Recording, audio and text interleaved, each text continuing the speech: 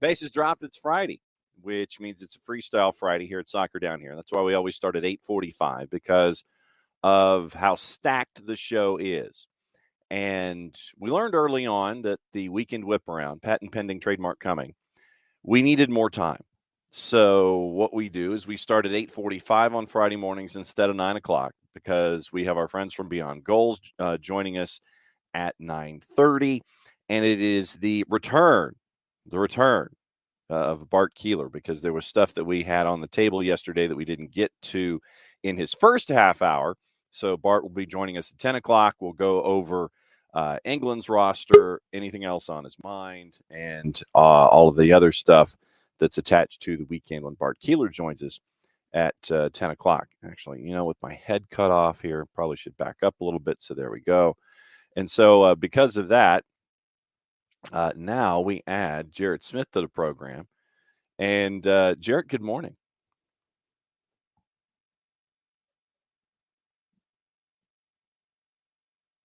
You tee the guy up and all of a sudden, you're waiting. Your anticipation is there. All of a sudden, he just decides not to talk.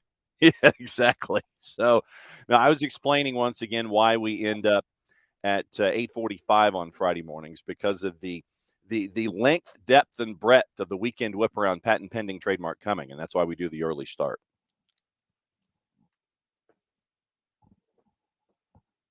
The early start exists for our own sanity because we both have high school football things to consider in our lives. Yeah, that's true. That is absolutely true. But before we get into that, here's the opening kickoff brought to you by our friends at Kickoff Coffee, kickoffcoffeeco.com. And once again, over my right shoulder, I know that I have to figure out how to get the QR code to kind of pop up here in the low right-hand side of the screen for those of you who are watching. So I've got to find a way to copy that QR code. Kickoffcoffeeco.com. It's on Twitter. It's on Facebook. It's on the Gram or the IG, whatever the kids are saying these days. And once again, Kickoff Coffee. Thanks to everybody who is joining in on the Kickoff Coffee bandwagon. Use the code SoccerDownHere15, and you get 15% off of your purchase. After that, they take 10% of the proceeds and reinvest them into the youth game. And good stuff by our friends at Kickoff Coffee. So, this is a quick one, obviously, before we get into the Weekend Whiparound. But I will fully admit that I have really enjoyed the resurrection of Cobra Kai as a series. I will fully stipulate to that. As a child of the 80s, I've enjoyed Cobra Kai. Cobra Kai came out with season 5. And once again, you're seeing things loop in and around each other. Mike Barnes returns. Robin Lively's character returns as apparently she's a cousin. All these kinds of things. Chosen admits that there are things on the table for him with a possible future for him as well. And he admitted that during part of season 5 as well. So I'm looking forward to season 6. So my question, it's the opening kickoff is more of a question. What TV series or movie would you like to see resurrected in the current landscape because of what we've seen? We've seen a bunch of reboots. We've seen reboots be successful. So what would you like to see rebooted? That's my question to the floor. So that basically that's the question for the show. What would you like to see rebooted considering what I have seen with Cobra Kai and thoroughly enjoyed it? Jarrett, is there anything on the table for you that you would like to see rebooted in the entertainment landscape and done well to where it has the longevity that we've seen from Cobra Kai?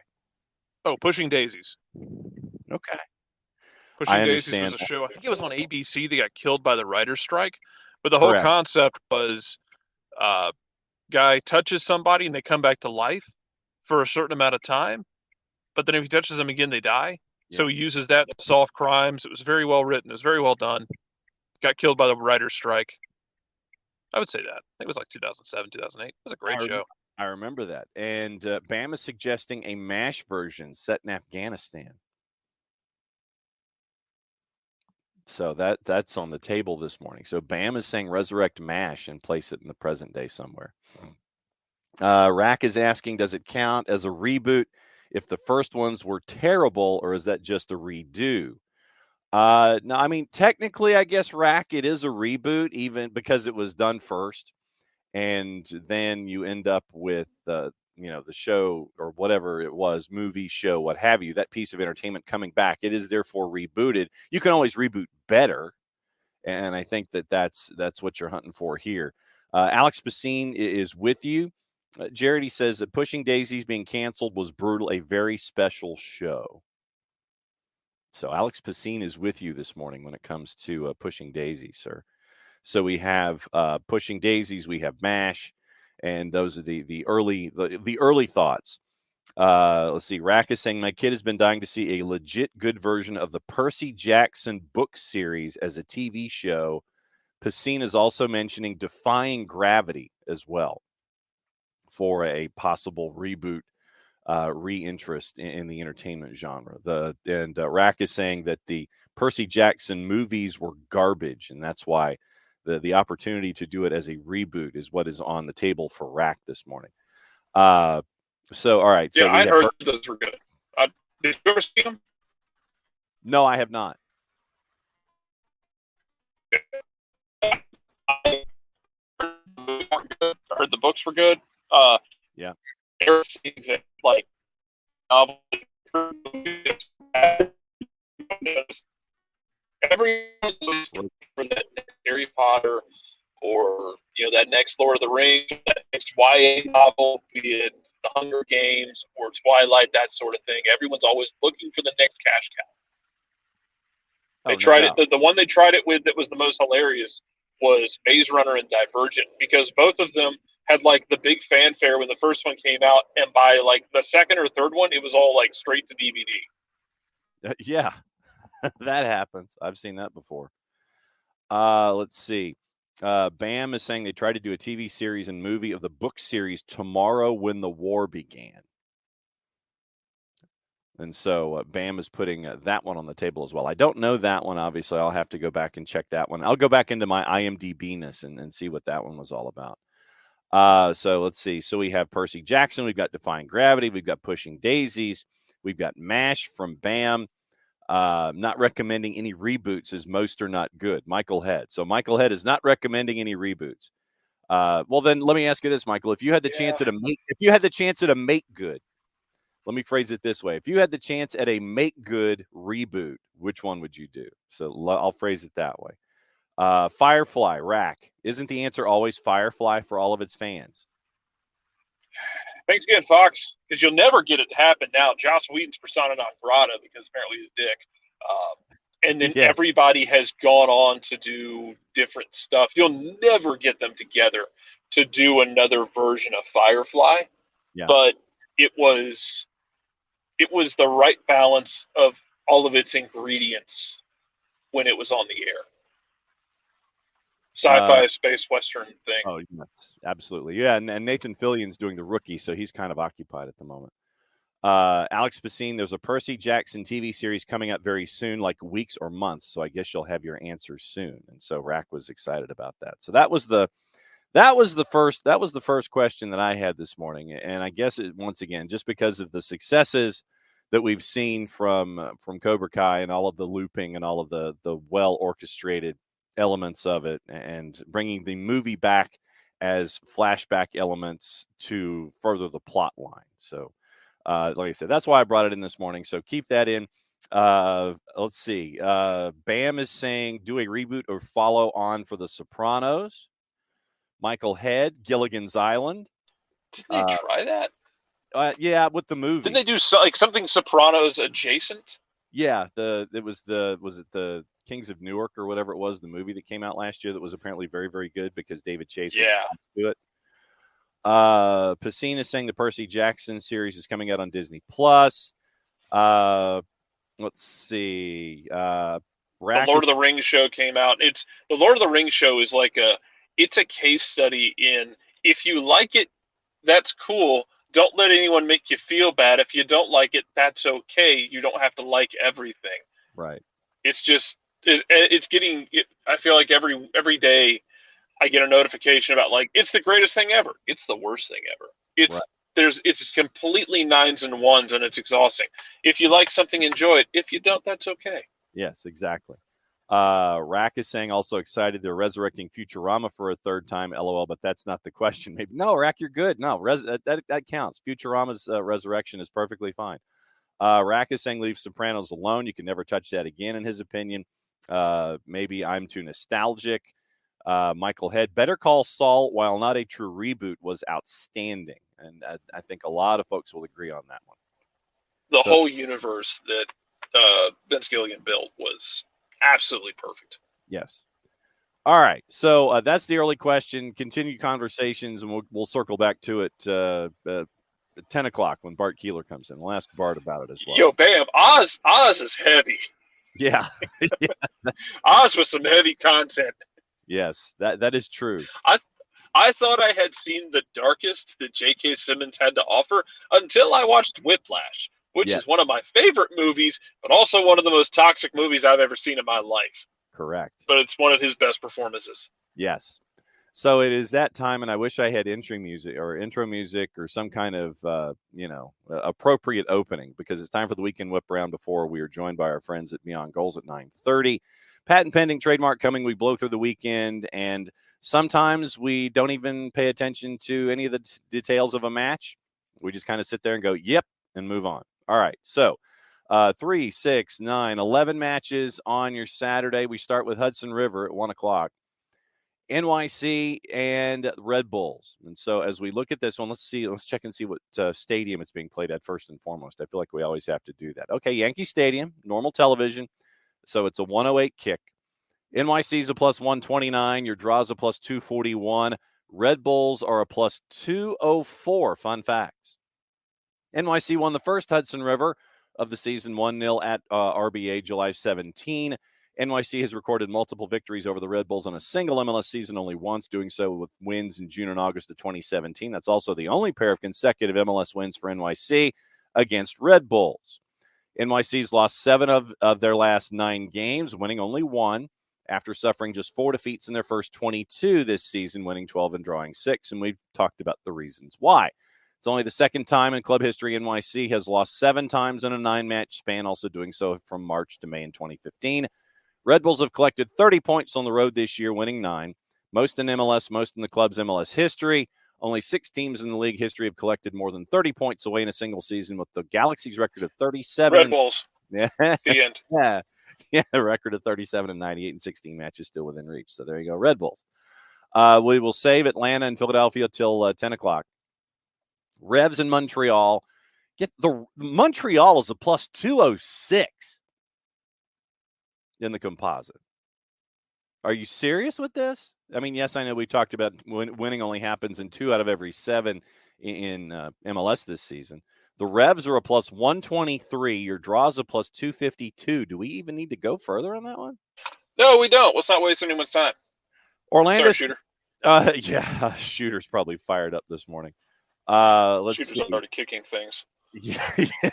Orlando City and Toronto. Orlando City, or Orlando, as Greg Garza has started referring to them as here on the show. Orlando City a minus 111. Your draw's a plus 282. Toronto is a plus 271. I'll go ahead because I'm thinking draw in this one, but we'll go ahead and do fun facts. 7:38 kick, normal television. Orlando City hasn't lost any of its 5 matches against Toronto, winning 3, including a 1-0 win on May 14 prior to the 5 straight unbeaten. Lions had avoided defeat in just 3 times in their first 11 against Toronto, losing 8. Orlando City's lost to Atlanta United, 8th defeat in 15 home games this season, the most in Major League Soccer entering this year. Lions had lost only 8 of their previous 38 home matches, winning 18, drawing 12, dating back to May of 2019. After losing just one of their previous 8, Toronto has lost consecutive matches, conceding 4 goals in each defeat. Only 3 teams in MLS history have conceded 4 times in 3 straight games. Most recently, FC Cincinnati in October 2021. What say you, Jarrett Smith?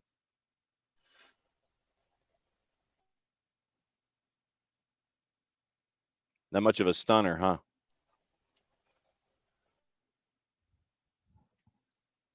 So what do you think? Orlando City and Toronto. I'm thinking draw. That's just me.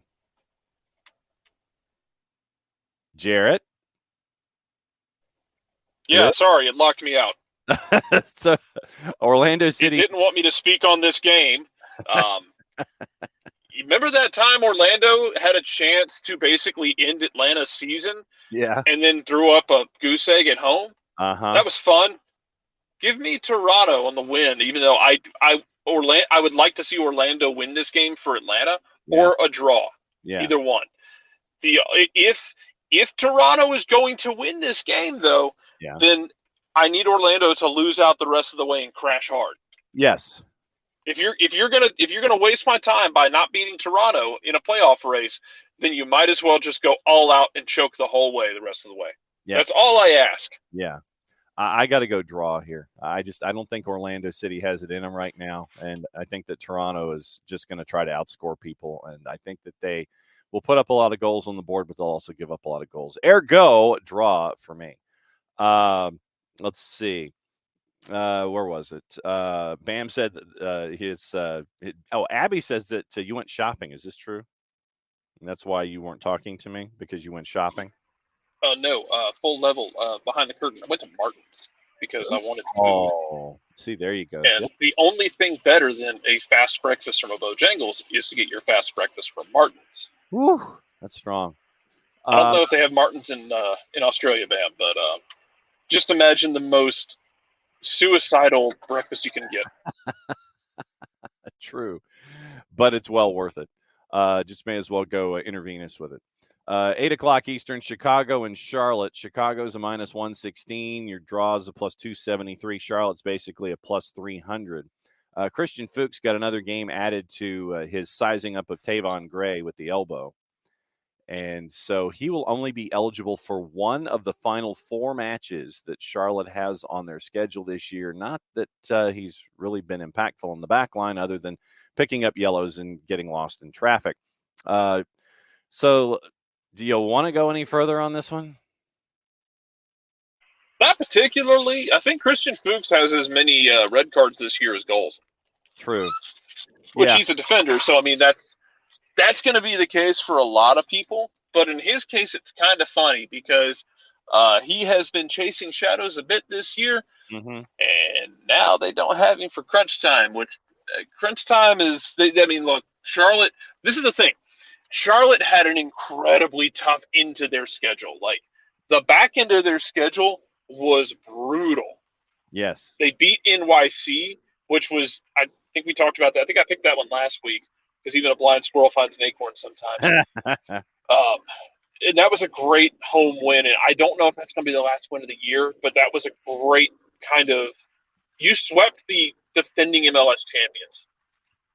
Put that on a scarf. Hang it up and trash talk with it by all means, and then go into the rebuild in the off season and kind of retool things after year one. Yep. Abby, the game is in Orlando. Yes. So Orlando's at home. Yes, it's a tie, or just Orlando just gets them and wins. Yeah, I've got to go. I'll go draw. I don't think Charlotte scores any, and I don't think that Chicago does either. So I'll go draw at the plus 271. 8:30 Sporting and Minnesota United. Sporting is a minus 104. Sporting is a home favorite against Minnesota United. Your draw is basically a plus 290, and Minnesota's a plus 290. Sporting will put up goals on you. Yeah, they do. Yeah. This version of Sporting will put up goals. Yeah. They'll still let them in. Yes, that is true. Minnesota is still not necessarily to be trusted. I don't know how to feel about that one because they don't really care for each other. That's true. Ooh, how do I feel about this? Minnesota had a draw with LAFC, but LAFC is still trying to figure out what they are at this point. So read into that as much as you will. Yes. Give me Minnesota in this one, but it'll be scrappy. There'll be some cards. Yeah. I think there'll be a lot of cards. I think Minnesota ekes their way out. It's probably something 2-1, 3-2-ish. I think that there'll be some excitement here. Yeah, Arshkar, you're right. SKC has been bad, But in the second half of the season, they went out after the summer window and actually got people who can score goals. They'll put up goals. They'll also give them up in just hilarious ways. Mm-hmm. Like, SKC feels like you're just waiting for next year so you can see what you have energy. That's okay. Yes. Let's see. Now, here's a fun one, 9 o'clock Eastern. And so let me check and see if there's because this particular venue has some funky start times that are attached to it. Austin, Nashville. Okay, normal TV, 9:08. It's in both markets local. And so it is Austin and Nashville. Austin's a plus 104. Your draw is a plus 278. Nashville is a plus 229. Fun facts.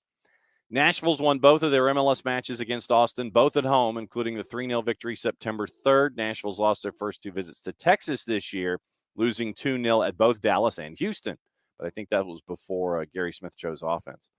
Austin has ended their 3-match losing streak with a 3-0 win over RSL on Wednesday, their 12th game with at least 3 goals scored this season. Most in MLS's only 6 teams in the league history have had more such games in a single year. Nashville's won its last away match 3-0 at Vancouver on August 27. Nashville's won 6 road games this year, drawing 4, losing 5. So they're right there at about 500 on the road after winning just 8 times on their travels in their first 2 MLS regular seasons, drawing 12 and losing 9. And if you had Moussa Djite for a hat trick on your fantasy team, good for you. Became the 6th player in MLS history to score a hat trick as a sub, first since Chris Wondolowski for San Jose against Chivas in October of 2010. Hani Mukhtar has contributed to at least 1 goal in 13 of his last 14 appearances, 16 goals, 6 assists. His 22 contributions since June 25 are more than all but 5 players have managed the entire season. What say you, Jarrett Smith? This one's going to be fun. If you have Moussa Djite for a hat trick off the bench, God always said it's mean to lie. Yeah. Don't lie. Either you're lying or you're a degenerate, or you're like a level of degeneracy that you're going to make our Discord look good. Yes. That's not a great place to be. Oh man. Give me Nashville in this. Hani Mukhtar has just decided that he wants to win MVP, and he's going to drag Nashville through the playoffs. This is what they've missed, though, man. This is Jason and I were talking about this in green room talks the other day about traditionally those Philadelphia Red Bulls teams. You need a difference maker in the playoffs. You need somebody who's going to grab the game by the scruff in the playoffs. You need what Carlos Vela did for LAFC against Minnesota, where it's kind of listless, and you just need somebody really damn good to get a half a chance and to just spark you. Hani Mukhtar can drag Nashville through some games. Defensively, they're not as good as they've been in years past. They're good enough. Hani Mukhtar is absolutely a man possessed. Mm-hmm. So give me Nashville and give me Hani Mukhtar just being – it's a Hani Mukhtar-centric world if you're Nashville, in the same way that for a while there Minnesota was Reynoso-centric and Atlanta had been Joseph-centric in years past. We got a bit of a developing story, and I'm trying to find out if we have the actual sound effect for it, but I don't think that we do. No, we don't. Darn it. All right, so thank you. From Cesar Luis Merlo. Yes. Cesar Luis Merlo has an exclusive he just posted. Ecuador will play in the World Cup. The FIFA appeals chamber rejected Chile's request and upheld the first instance of the ruling. The decision also affects Peru. So it looks like. Now that I did the music, I want Peter Jennings to read that to me. Ecuador will play in the World Cup. The FIFA appeals chamber rejected Chile's request, upheld the first instance of the ruling. Thank you for getting the syntax right, too. The decision also affects Peru. It says Chile presented their appeal to FIFA in the hopes of getting Ecuador expelled from the World Cup yesterday. Verdict was supposed to be, within 24 hours, so they gave it to us in 17. Regarding, Byron Castillo. It was once again 9 weeks before the World Cup. FIFA had previously said it had asked Ecuadorian player Byron Castillo, who Chilean officials claim is actually Colombian and should not have played in World Cup qualifying, to be able to testify. The appeal hearing was being conducted remotely from Zurich with only 3 judges present. And either the Chilean or Ecuadorian Soccer Federation can appeal to the Court of Arbitration of Sport. If they lose, CAS would then manage an urgent case in Lausanne, Switzerland. FIFA Appeals Committee, according to SI, rarely overturns ruling by the soccer body's disciplinary committee, which sided with Ecuador in a decision back in on June the 10th. Castillo played in 8 World Cup qualifiers, helped Ecuador advance to the tournament by placing 4th in the South American group. Chile claimed to have documents proving Castillo was never eligible to play for Ecuador and so should forfeit all 8 matches. That would have brought Chile to 4th, dropped Ecuador out of contention, and you're still looking at all that stuff. Chile prepared their legal arguments after the World Cup draw was made April 1st, when Ecuador was put into Group A with Qatar, the Netherlands, and Senegal. And so the FIFA judge who oversaw the case was Neil Eggleston, an American who's a former White House counsel in the second administration of Barack Obama. So repeating once again from Cesar Luis Merlo, Ecuador will play in the World Cup. FIFA Appeals Chamber rejected Chile's request on Byron Castillo, upheld the first instance of the ruling. So the decision also affects Peru. So, all right. So back to Ecuador's in. El Mataflow, take a breath. Yes, exactly. So how would you, is Mukhtar be in a World Cup? Yes. So then let me ask you this. Are you the way that I am right now, where initially you had Sebastian Driussi as your MVP candidate, but now Mukhtar 1, Driussi 2, Gazdag 2B, or what? Yes, that's where I'm at with it. And I don't mean any disrespect to Gazdag. Gazdag has been that dude for Philadelphia, right? Like, just talked about, you need that player, that special player, to just make something happen. Gazdag can be that guy for Philly. That's what Red Bulls needed Kaku for, that he never materialized into. That's what Gazdag can be for Philly. It's what Driussi can be for Austin. It's what Mukhtar has been. I thought Driussi was the MVP front runner. I thought he had all but sewn it up. And then Hani Mukhtar came charging. Mm-hmm. Just, like full Pamplona bull through everybody. And Hani Mukhtar's taken it, and it's decided it's him. I think it's going to be Hani Mukhtar. But as I say that, watch Driussi roll off like 2 hat tricks in the last few weeks of the season just to make it fun. Yes. I'm with you right now. I've got Mukhtar, Driussi, Gazdag as 1, 2, and 3. 9:30 Eastern, RSL at the Riot hosting FC Cincinnati. RSL's a -106. The draw is a +281. FC Cincinnati is a +258. And we'll go ahead and do fun facts on this one, and we'll see, because Cincinnati, according to BetMGM, is a +260. At Salt Lake, normal television, 9:38.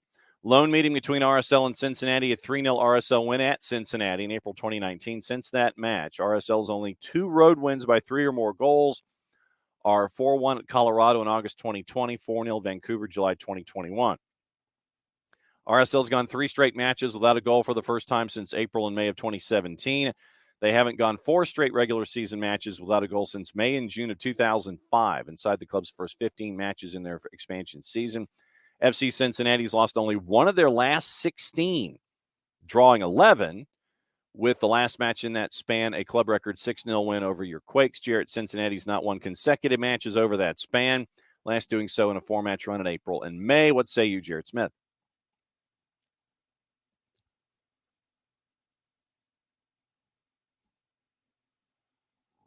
I think I've stunned him again because I mentioned his Quakes. But, I'm looking at this one. I still think, just because of the margins, I think that it's RSL, but that's just for me. It's RSL. It's RSL. That's okay. There you go. Okay. MLS After Dark, 10 o'clock, Vancouver and Seattle at BC Place. Seattle. Rack is asking if we think Seattle's going to make the playoffs. I don't know, man. That's a good question. Because I thought they would be dead and buried, but they kind of just keep sticking a hand out of the ground. I don't know if they can crawl all the way out, but I mean, dropping a 3-0 bomb on Austin was kind of a statement that the body is like halfway out of the ground. Yeah. I don't know. They're the Undertaker basically at this point. Yeah, like they just kind of keep slowly sitting up. We are deep into the match.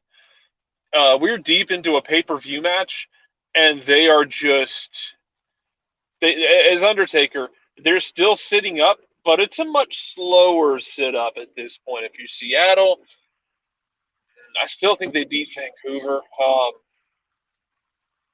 Vancouver's had a couple of good moments. Like, man, you want to talk about somebody you need to worry about? Galaxy's who you got. Galaxy's the one you need to be side-eyeing. Galaxy went out there and just got slapped around by Vancouver. Yeah. That was hilarious. Yeah, that was it was goalless at the break, 3-0 at the finish. Nix is saying bet against Seattle to make the playoffs at your own peril, but we'll go to LAG. Yeah. Colorado. LAG, get this. LAG at home against Colorado's a minus 152. Your draw's a plus 323, and Colorado's a plus 354. I'm half tempted to take that plus 354 just because part of me thinks that LAG is absolutely cooked. Yeah. I'll take the 300 plus and parlay like Cabral scoring the most meaningless goal possible for LAG. Like like he goes full Sammy Sosa, man. Sammy Sosa was that dude who like Sammy hit 50 home runs this season. Yeah, how many of them meant a damn thing and we're not with the team up or trailing by 5 runs or more? Cabral's going to score in like the 88th minute down 3-0. Yeah. And Ricky Puig is sitting there trying to carry this thing.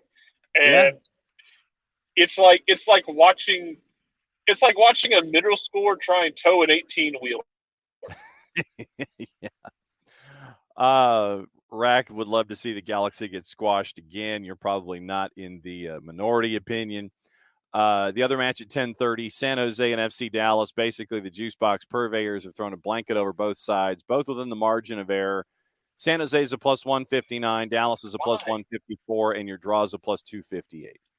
If I can get someone beating my beloved Quakes at a good number, I'm taking it. No offense, I love them. Yes, but I trust Dallas in this.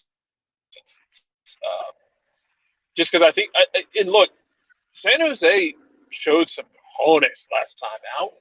Mm-hmm. I just think they're running out of steam for the end of the year, man. It's been a long season. Talk to guys who, if you ever get a chance, talk to guys who have played on teams that have played in what you would consider to be a lost season. Yeah. It can be tough, and not just physically, but mentally and emotionally. And you just, especially when you can see the light at the end of the tunnel, you're just trying to get through it, man.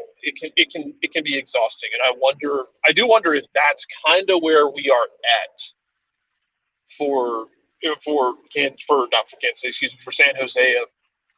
It's the end of a long season. You didn't make the playoffs. You had a messy divorce with your coach. You had some really good moments in the middle of the summer, but now you're tired. You're ready to reset it. Well, and then that way, it's like you're looking at tee times, and San Jose being a favorite to me was a really interesting one, even though Dallas does not have Alan Velasco. 3 matches on Sunday, starting at 1 o'clock. Crew hosting Portland at lower.com. Crew's a minus 132. Your draw's a plus 303. Portland is a plus 311 in the composite. Gio's going to win, and he's going to cut a promo to end all promos on Caleb Porter. Maybe he should. If there's a God, that's what happens. Portland wins a stupid, ugly game that involves like 2 penalties again, because this year is the year of the Portland penalty, I guess. They're going to win it. It's going to be controversial. Caleb Porter is going to be mad. He's going to say something that should get him fined. Whether he gets fined remains to be seen. Yeah. And Gio's going to cut a promo on Caleb Porter. And let's see. Normal start time, 8 minutes after. It's on ESPN, thus the 1 o'clock kick. Timbers have won 5 of their last 6 with the Crew going back to 2015. including MLS Cup back in 2015. Portland's won 3 of their last 4 visits to Columbus, including a 3-1 win in their last trip in 2019. Columbus has drawn their way into playoff contention, sharing the points 14 times, despite losing only 2 of their last 18.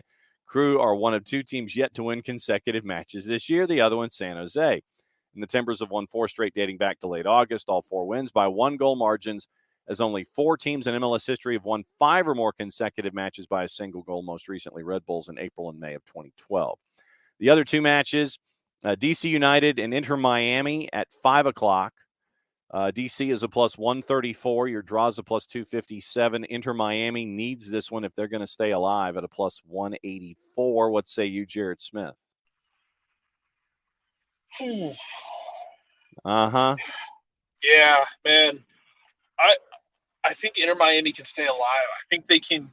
I think they saved enough of him in the tank to get something out of Higuain. I think he has a little bit left to offer here. Yep. And we've seen it with the way that they've constructed things with how they use Higuain over the last month or so. Normal kickoff, local TV, both sides, 8 minutes after.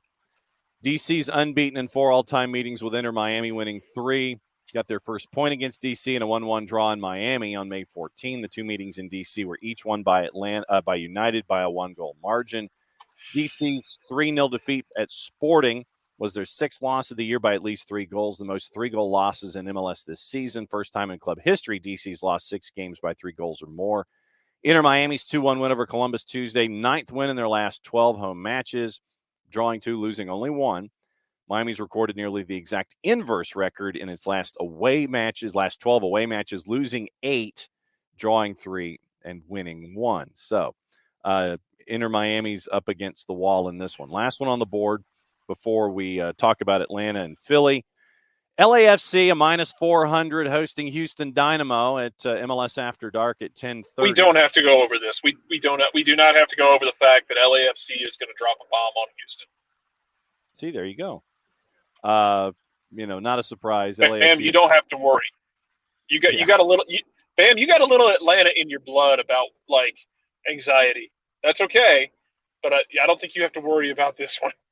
Yeah, I think LAFC will be sufficiently pissed. Yeah, I think they will be too. Atlanta and Philadelphia, 3:30 tomorrow afternoon at Mercedes-Benz. Atlanta's a plus 142. Your draw is a plus 267. Philadelphia is a plus 168 in that one. So that's your juice boxes leading into that one. Atlanta United favored at home going up against Philadelphia. It's the Una Mas Tuta NA game, so it is a supersized pregame show. It is a 3:50 kick, 3:30 start, 3:50 kick. So all the pomp and circumstance starts at 3:30. I imagine Mike and Jason will start at 3 o'clock on 92.9 The Game with pregame show. So they're going to have the elongated pregame 3:50 kick on Udamas Tuta NA with the English language broadcast on Twitter. Union have won consecutive matches against Atlanta United, including the 4-1 win August 31st. Philadelphia has never won an MLS match in Atlanta. However, one of the 3 opponents the Union have visited 5 or more times without ever winning. They've 8 without a win at Dallas, 6 without a win at RSL, 5 without a win in Atlanta. Atlanta's won consecutive matches for the first time in a year after wins over Toronto and Orlando. They've lost only 3 of their last 22 home matches dating back to last September, winning 13. Union continued their scoring pace with a 5-1 win over Orlando City on Saturday, now scored 23 goals in their last 5 matches, 3 more than any other team in a 5-game span. Thiago Almada scored Atlanta's goal in the victory in Orlando Wednesday. 2nd straight match with a goal, the 8th time an Atlanta player has scored in consecutive matches this season. No player has scored in 3 straight since Joseph Martinez back in September of 2021. Union have only conceded 22 times this season, the fewest after 31 matches of a season in MLS history, 1 fewer than the Galaxy allowed at this stage in 2011.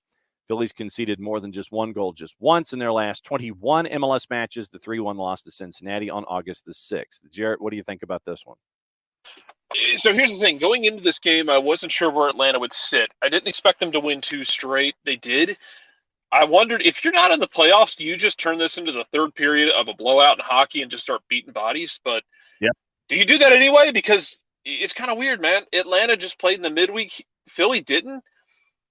I wonder if Atlanta on tired legs kind of relaxes a little bit. Not relaxes in terms of like plays loose and bad, but relaxes their style just a little bit here, and then allows Philly to have some of the ball, where you basically say, "Hey, you want to press us for it? Go get it." And then get down there and then just start trying to win second balls with Philly and just try to beat their ass physically, because they're going to do the same to you, and just turn it into, basically like confirm what Jim Curtin said the other day about, we can play soccer if you want to, or we can fight. I mean, you might turn this one into something of a fight because you just played in the midweek. Now they have to travel, but you played in Orlando on a hot, muggy night and then had to come back here. And it's not the longest trip, don't get me wrong, from Orlando to Atlanta, and you flew charter. You're fine. Yep. But you're on short rest. You cede some of this to Philadelphia, make them carry some of it, and then try and punish them. And then if this game gets tight late, oh, buddy, if this thing gets tight late, I'm taking the over on whatever the red card number is. If we're in the 70th minute and it's a 1-goal game either way, I'm taking the over on whatever the red card total is in this game. People will fight. Jose Martinez will be there. I see the video that came out of him allegedly headbutting a guy. The angle was so weird on it, I couldn't tell if he actually headbutted him. Yeah. We've seen guys go off for that. He didn't, but I don't know if he made contact with the head. I guess that might have been what they were looking for, because I don't think it even went to the monitor. So VAR must have looked at it and said it's not violent conduct. Right. He will be there to start things. Dom Dwyer will be there to start things. This will be a dogfight. And yeah, if this thing is close late, there will be fighting, and I will take the over on the red card number. This would be a statement if Atlanta's able to get 3 points out of it, though. Yep. And so you're more than welcome to come back after 10 o'clock, because someone else has popped into the green room wearing the backwards hat like he always does. And we know what that means. So will we see you later? You have your options, sir. And so Jarrett just decides to he's leaving. He's just leaving, man. Okay, so fine. Jarrett leaves. He has the option to come back at 10 o'clock when Bart Keeler's with us. So since we're coming up on 9:30, I get to run another fancy intro. Here we go.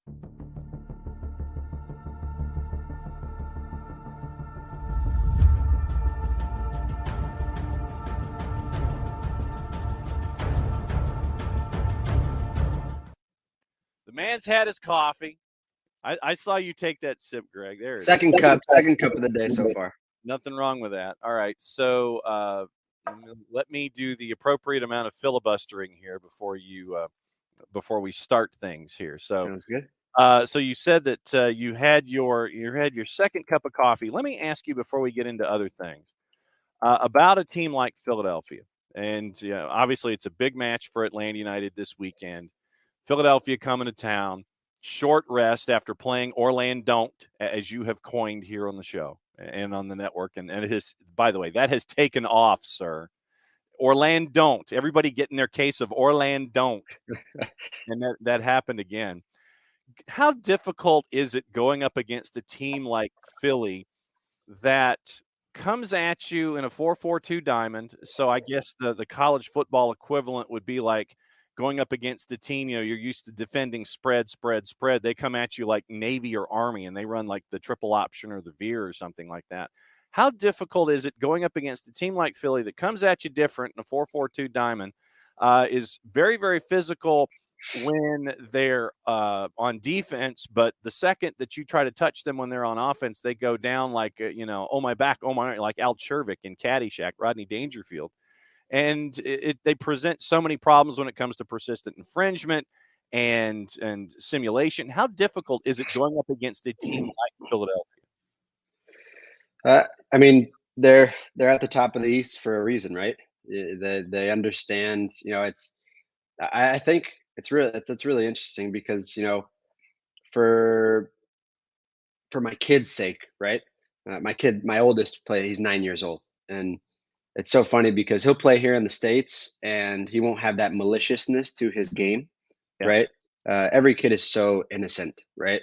But yet, you'll go to Brazil or you go to Europe and the ball will go out and the kids will take, 35 seconds, a minute off the clock.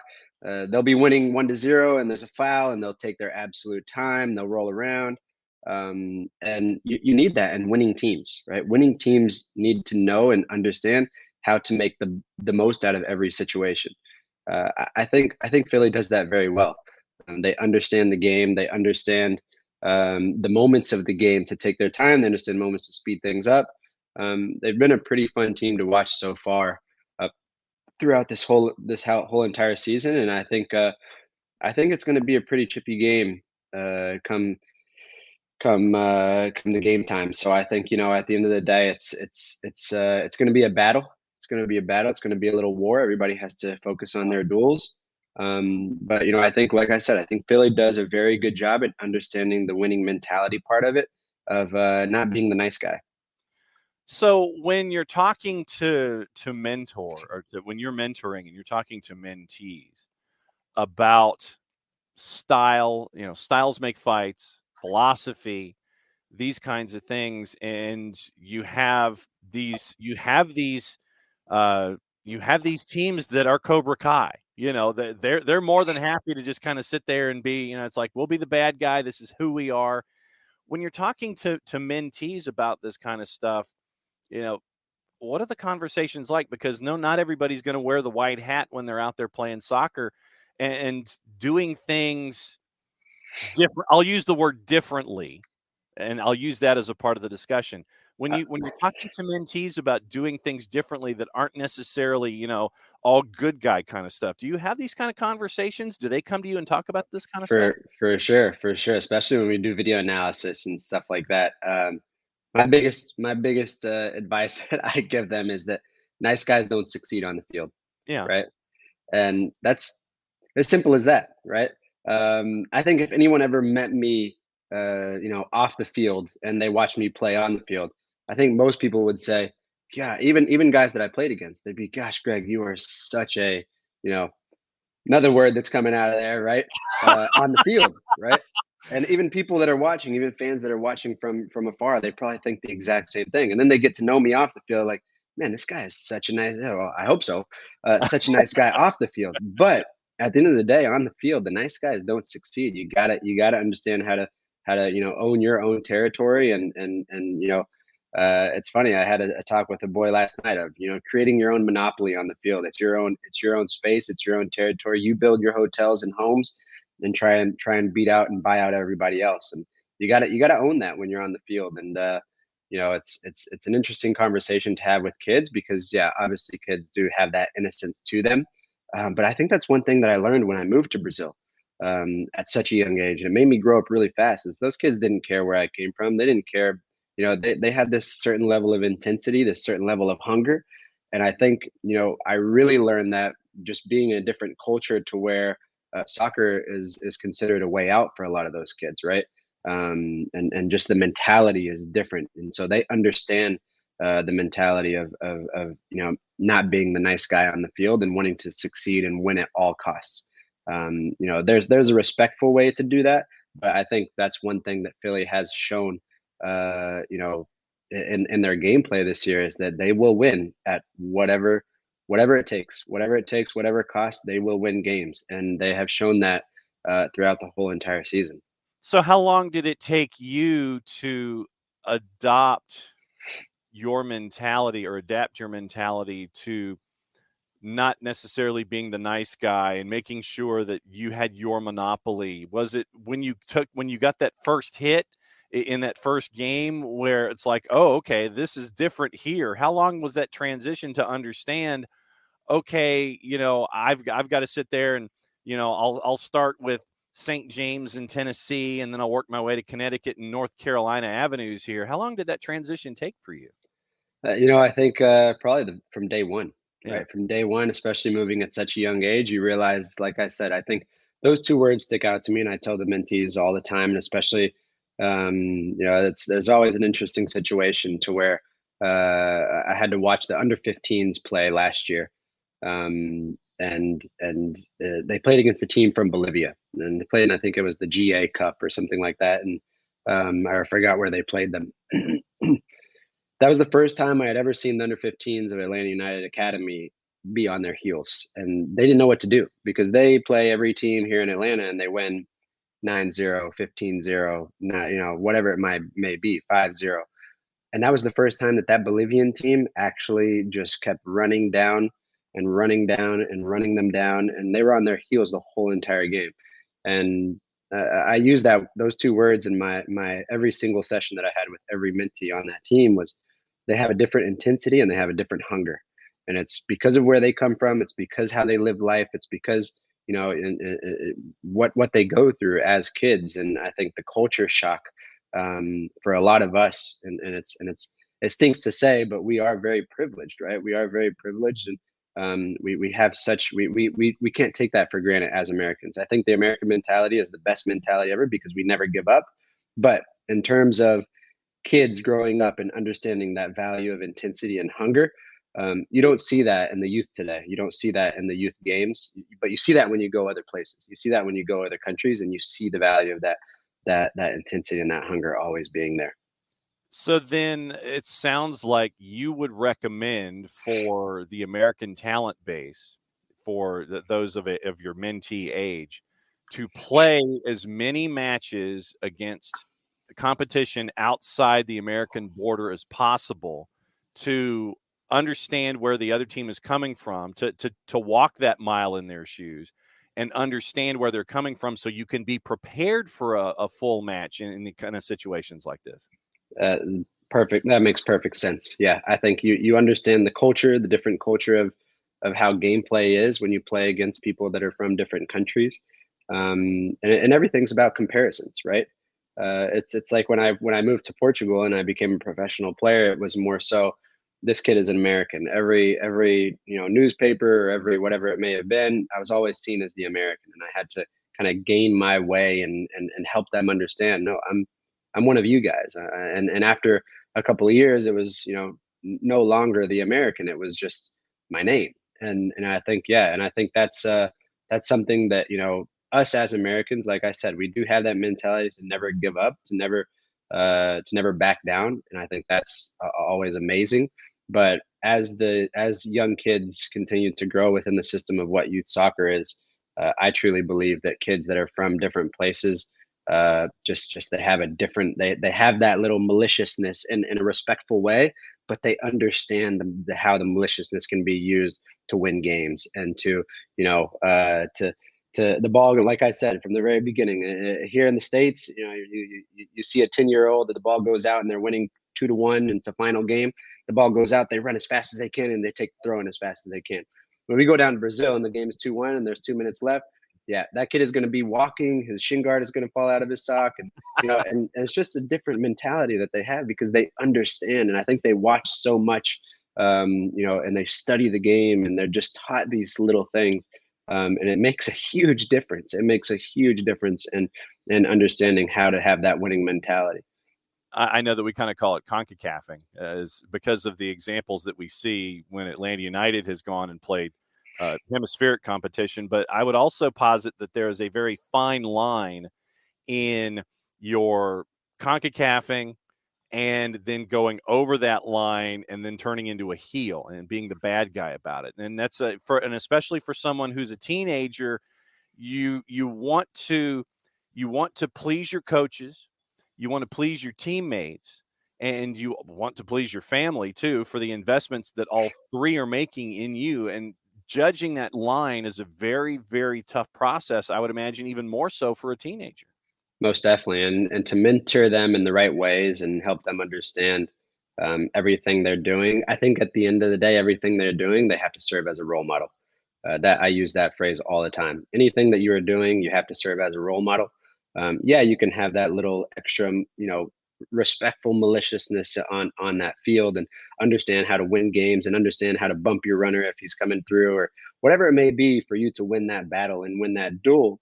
But at the end of the day, if you take it over the top, then you stop being that role model, right? For so many people that are watching you from afar, and people that are watching you on the same field. And I think that's a huge thing that Mike and I always touch base on, especially in group settings, is that, when we played, and even as we were kids, there were so many people that, we ended up growing up with, or some guys that didn't make it as far as we did, but, you have conversations with them as adults, and they would say, we used to watch you so closely when we played with you. And you think, well, why would you watch me? Like, what? And it's just the way that we carried ourselves, the way that we, our professionalism mentality, the way that we respected each other, the way that we did have certain things about our game that spread that contagiousness in the best way possible. And we served as role models, even for kids that were our same age, even for kids that were sometimes older than us. And I think that's such a huge compliment to kids these days, that is as long, you can definitely have that winning mentality, but at the end of the day, you always have to serve as that great role model as well. Okay. Now that we are in the stretch run here for Atlanta United chasing after a playoff spot, I wanted to talk about pressure and dealing with pressure. And pressure can come at us from a bunch of different ways.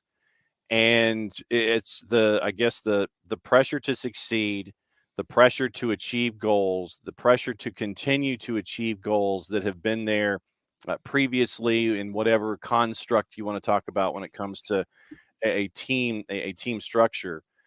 When it comes to dealing with pressure on the field, I know that you, having moved around the planet and being in various countries, had to deal with a different kind of pressure, being there by yourself and understanding and being detached from your family and everything.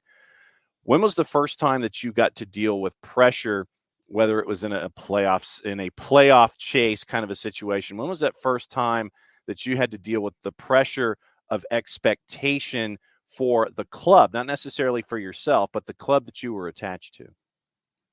I would probably say in Portugal. You're on a winning team. You're on a team that is expected to win championships, and that pressure and understanding. Even maybe so as a younger kid as well, and being in Brazil, another team of being on Sao Paulo, and you're on that winning team. You're expected to win every single game, and because you have the best players around the region, you have some of the best players within the country, and just that expectation to win. Whereas I think that provides a certain type of pressure. Having expectation to wins, you like we've talked about before, you've earned that pressure. I think right now, Atlanta finds themselves on the flip side, right? They're on the other side of the coin. They have nothing to lose. They have absolutely nothing to lose. That pressure should not be there on them. I don't think so. Because at the end of the day, they have to win games, and they have to expect others to also lose games. And you use those games, you use them at one at a time.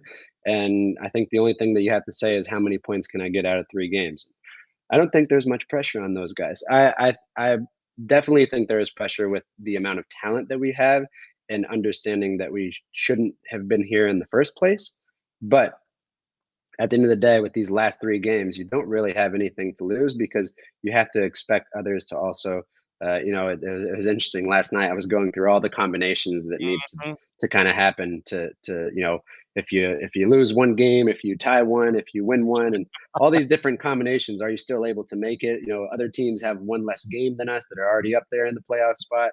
So it's a difficult one to really mathematically figure out. Right. But I think in terms of pressure, you don't really have much to lose. I think Philly has a lot more to lose, because they're in the race for something else, right? And so and so maybe that's more pressure on them in trying to earn that, and conquer something that's I look at us a few years ago in the 2018, right, in that race to also win the Shield as well, and maybe that huge amount of pressure dictating our last game against Toronto, right? And ended up losing really bad in that game. But that kind of that turned a page for us, and probably focusing on what was more important. Nobody really remembers who wins the Shield. Everybody remembers who wins the Cup. So exactly. but that was a different type of pressure. And I think that game against Toronto that we played in 2018 was a high pressured game. I think Philly is playing high pressured games right now because they're trying to conquer something that's maybe a little bit more important than just making the playoffs. And I think Atlanta has that into their favor in saying they don't have much to lose. So can they just go out and give it their all? So then when you're dealing with mentees who and I think it's safe to say that those players who are teenagers and they want to continue to grow their game, they want to go to the next level. There's always, I think as teenagers, we always feel that kind of pressure. Even if we look at it as adults and we may sit there and sense that, there's less pressure than you think, the messaging there, I think, is something that for mentees is just as important. It's like, yes, you may think one thing is the way that it is, but legitimately it's the flip side. When you're talking to mentees about understanding the context of where they are, do you have conversations like this where it's like, yeah, you may think that there's pressure, but there's more pressure on the other guy, so go out there and just free flow it and be that individual that you are? I guess do you have conversations about the other guy's got pressure, even though you think you might, don't think of it the way that you think you are, and you get to have to change the mentality aspect almost. Most definitely. I think at the end of the day, having pressure is a privilege, right? All those guys on that field, they have to live up to a certain expectation. They have to understand, it is their job to succeed is the best way possible that they can. But if you look and take, separate parts of it, just like you have said, then you can really try and, scope out and understand the different types of pressure. Philly, in my opinion, has more pressure because they have more to lose. Atlanta is in a position right now to where, technically 2 games ago, everybody thought they were kind of, dead and buried. Dead and buried. Yeah. Think about next season. Who are we going to get rid of? Who are we going to bring in? Is the coach going to stay? All these different questions that everybody was asking 2 games ago. And now you're in a position to where like, oh, there might be a little bit of hope. Is there a huge hope? I don't really think so, because I think we were already, we've already been kind of shown within, as a fan, that 2 games ago we were dead and done. But there's still a little bit of hope that you can kind of grab onto. And I think that's where, for those guys, it's kind of saying, well, like I said, they don't really have anything to lose right now. It can work, it may not work, but as long as I kind of leave that last impression is what truly matters on, especially for the fan base. What last impression can I leave? If we do make it as close as possible as we can, or, like we were just 2 games ago, are we dead and done? Do you ever talk to mentees about hope in a game state situation, where don't ever give up? There's always the opportunity. There's always hope there. Do you have those conversations with them as well? You could probably just show them every season of the Seattle Sounders, and then they can understand it. I mean, Seattle Sounders lose the first 12 games of the season, and they end up making the playoffs, and they win the whole thing every year, right? Yeah. You just show that, just kind of help them understand that, there are going to be rough patches. There's so many roller coaster moments within league play, within, even as a pro and even as an individual in life itself, right? There's so many roller coaster moments that are up and down. But there always has to be that hope and belief and faith in yourself, and especially within the team and the team environment that you're in. I have been in places to where there was absolutely no hope, and the last 2 years of my career, and there was no hope within that locker room, within Cincinnati, and you could tell on the field, you could tell in the locker room, you could tell in training, there was just absolutely no hope. And right there is just considered an absolute disastrous failure, because even when things are extremely terrible and awful, you still have to have some sort of hope. Like I said, to continue to leave that best last impression for me is, I always tell mentees, it's always about the first impression that you give, the last impression that you leave, and everything in between. And so, if you're able to focus on that first impression that you give, and people are able to accept, okay, this is the guy that I'm getting for the next weeks. And then you leave that last impression for people to understand, okay, this guy's ready to come back in a few weeks after the season. And everything else in between kind of just goes along with those two examples right there. Because you never know who's watching. You never know what adult is watching. You never know what position that individual may hold. You don't know what teammate is watching. You don't know, because you were mentioning folks sit there and they will look at, they'll look at you and Michael and you'll wonder why. And it's instances like that where you come in, you make that first impression, you continue to be the individual that you are, and then out the door, you're just as professional when you came in, just because you never know who's watching and you never know the impact that you can make as an individual in that particular area that we're talking about. Most definitely. And I think it plays such a huge role in the way that you carry yourself and the way that you impressions to me are everything. I'm the type of person to where if I meet somebody and I might say afterwards to myself, man, I did not get a good feel with that guy in that first impression or that first meeting or whatever it may be.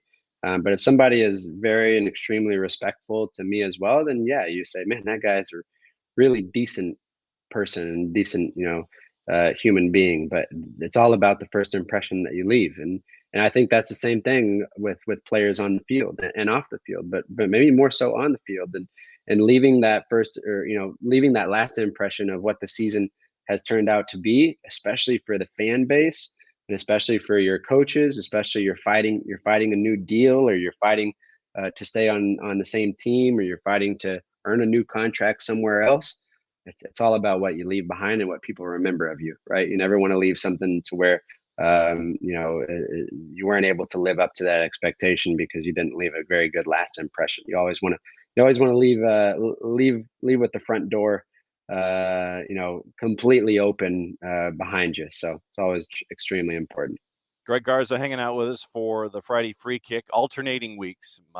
Michael Parker's tagged out. Greg Garza tagged in for this particular go-around at Beyond Goals Mentoring, at BG Mentoring on the Twitters, where we always get to kind of pull back the curtain. And it's fun to have these conversations because I get to learn in as much as what you're getting to do and what you and Cap are getting to do in having younger players, those next generations continuing to learn going forward. Then, when you're looking at mentoring, when you started, and I know that the teenagers are different almost year to year in how they are. You go from Gen Z to Gen AA or whatever they are now, Gen Y, what have you. In your exposure as a mentor, how different are teenagers and the generations that you're having to talk to? And does your message get different when it comes to age groups these days because of how things are handled? Completely. Okay. That is, every kid is so extremely different in the way that they think of themselves. You have social media that plays such a huge role in that as well, right? Self-validation, self-acceptance, being accepted by others, which is where, yeah, it was a thing when we were kids, but not as much as it is now. How many followers do you have? How many people view your video on TikTok? What kind of cool skills are you able to do? And comparisons. My friend's already at this MLS Next Academy, or my friend's already at this and I'm not here. And there's so many different ways that kids view themselves, where back in the day, we kind of just had one avenue and one path of making it, understanding what the state team was and the regional team, and then making it to the national team. And there was just one path for us. And nowadays you have so many different ones, so many different leagues to choose from, parents confused. But I think one thing, and I think Mike says it extremely well in our group settings, and he always tells kids, look, life is not fair. Life is not fair.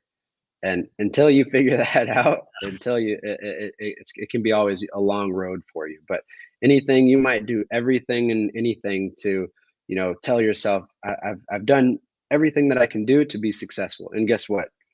You might not be successful. And you have to understand those moments to build that resilience, to build that mental toughness, to build that extra shell on the exterior of what that mentality may be. And I think this is my honest opinion. We were built a lot tougher when we were kids than kids are these days. And that is something that is very, very plain to see in today's world. And I think a lot of kids don't understand that life is not fair. A lot of kids don't understand that there's a lot of things that you might do and tell that, if you work extremely hard, you will be successful, because you might not be. And I think until kids are able to understand that and figure moments out like that, then that builds that resilience, and which, in my opinion, is one of the most important words of going through adverse moments or dealing with adversity. How resilient you can continue to be, to pick yourself up, keep going at something until it does work, right? Or find a different path and understand that something else might work for you that didn't work at the first time. And you look at all the entrepreneurs and the billionaires and people who have written tons of books, and people who have failed thousands and thousands of times, how many different paths and how many different ideas they had until they got it right. And I think when we were kids, that mental toughness, that mental barrier that we had to create for ourselves was very evident from a very early age. And I think it might have been the coaches just grabbing us by the collar and telling us we were in the wrong place, and pulling us and dragging us into the right place. Exactly. And having that fear factor. And that is something that is beyond imagination in today's world. And I'm not saying that that's something that needs to come back, because I don't think it's not something that needs to come back. But Right. I do think that's a great example of just building that mental toughness and understanding, okay, I can't do this again. I got to figure out a different way. And this guy with more experience is teaching me those different ways. So, it's a fine line. And I think we spoke about it a little bit earlier. It's a fine line in understanding, how to be with every single, not only mentee, and that's something that we continuously learn as well. And, along the journey, along the path that we have created, and we do believe in everything that we do. We're so passionate about it, but we also learn along the way, and how to help these kids think in a different way, and help them understand that like Mike says, life sometimes, and most of the time, is not fair. So when was the last time that you had to be resilient? I think finishing my career, finishing my career and understanding, like I always, I think we've talked about it before, and creating a schedule for myself and creating a calendar for myself, because everything was always given to me. I had a calendar set for myself from the age of 12, and a piece of paper. There you go. Yep. Yep. There you go. And, it's understanding, uh, how to cook my own food, since a chef is not cooking my food anymore for me. And all these different things that you have to, and it's the little things, right? It's the little things that you think, man, I was very fortunate. I'm glad I didn't take those things for granted, because it doesn't last forever. You always have to take advantage of those moments, because it does not last forever. And then you have to find a way to be resilient and move on to that next phase, and figure out what in the world is going to bring me passion again, right? And I think there's a lot of players that deal with that, that honest depression and anxiety after finishing their careers, because they're not really sure what else in life can bring them passion. And I think understanding and having the opportunity to do this with Michael, and still work with kids, and help that next generation, also understand these certain things that we have learned, and with the knowledge and wisdom that we gained throughout our whole entire careers, is such a fun thing. And it's something that's very, very valuable, for all of these kids, not only as soccer players, but just as individuals as well. One question that we did get is that I would, what formation would I play against Philly? And I'd play a 3-5-2. So that's what I would play. Try and open up their space, and kill their diamond as much as possible. Mm-hmm. That is a formation that we played against LA Galaxy in LA, with Ibrahimovic and all those guys, Alessandrini. I remember that game, and that was one of my favorite games to ever play in as a pro. Because if anybody wants to go and rewatch that game, LA Galaxy versus LA United, I think it was was it in 2018? Was it the year that we won the cup? I believe so. Yeah. That was the most tiki-taka game I have ever played, and we played a 3-5-2. I mean, that was our go-to, right? Or a 5, whatever it might be, 5-3-2. But that was our go-to, because they played a 4-4-2 diamond, and we had the ball the whole entire time. So I think that's where we have to exploit Philly, is we have so many players that can keep the ball and have so much talent on the field, and that's that would be my go-to. That would be my go-to formation for Gonzalo Pineda to hopefully train this whole entire week to be prepared for the game. And display the respectful maliciousness. You have to play down. You have to play down to their game, right? Those guys have been doing it to every single team they have played against. If you do the same exact thing to them, how are they going to feel? And it's very, I think a team that I recall that used to do that, and they probably still do it very well, is New York City. Yeah. New York City at Yankee Stadium, they know exactly how to play up to the potential of what that field is, right? But if you do the exact same thing to them on that field, you might have success. And I use 2017 when we played them in New York City, and we got absolutely hammered because David Villa just pressed us from everywhere and kind of blocked us out. Yep. You had Jack Harrison that I wasn't able to keep up with because it was so darn fast. But then we played them again in New York City in the playoffs in 2018, and we played exactly how they did. We played such an ugly match. But you got the win, and that's all that matters. And then you go home and you play your game, and you absolutely annihilate them. In a good way of saying it, right? But that's what I think. That's what I think Atlanta has to do tomorrow to be successful against Philly: is play down to their game, understand that respectful maliciousness, and you might have a chance. You got nothing to lose. And Bully doesn't know how to respond, especially when they get punched in the mouth, right? That's very true. I don't know what the big question is for me tomorrow, on game day. Is it tomorrow? Is it? It's tomorrow, right? Tomorrow at 3:38 or 3:50. 3:50. Who plays? I don't know what the starting lineup is going to be. So. Well, I think since it's the last game before the international window, it's basically you're going down the line. What can you give me? What can you give me? What can you give me with Thiago Almada and Luis Araujo? And you're probably having some mix of Dom and Ronaldo up top as your third. Yep. Gutman, Lennon. I would say it's probably going to end up looking pretty much the same as it was against Orlando. They might play Andrew at the number 10 spot since he's team of the week this week. So he's got an assist from the top of the 18 as a left wing back. So there you go. Yep. I love it. All right. So what's going on with the Beyond Goals mentoring these days? Everything is great. We are gearing into obviously creating the nonprofit side, and we have finally launched it. So if anybody is out there interested in helping our cause and continue to grow the game, and not only grow the game, but grow individuals and help mentor kids that are at-risk teens or all over the city of Atlanta, where we're always open to anything and any donations are accepted. And we're also gearing up for high school season that's coming in a couple months. So we look forward to speaking to as many high school teams as we can, as we did last year, and helping them hopefully be successful and win the playoffs this next upcoming year. Excellent. Greg, at BG Mentoring on the Twitters, you and Parky, it's great to catch up with you guys every Friday morning. Enjoy your weekend, my friend, and we will catch up with you soon. Always a pleasure, my man. Take care. Greg Garza from Beyond Goals Mentoring, and he gets to have the rest of his day to himself. And as promised, we get to do this now. Since I've teased it, we teased it yesterday, teasing it today, and you know what that means? We get to roll another intro.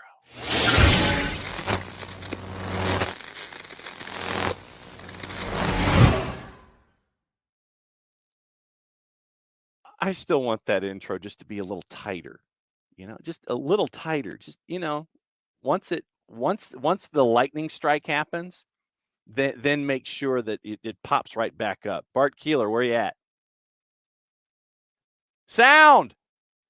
Where's the sound? Oh, there you go. I thought you unmuted me. My bad. No, sir. I'm at home.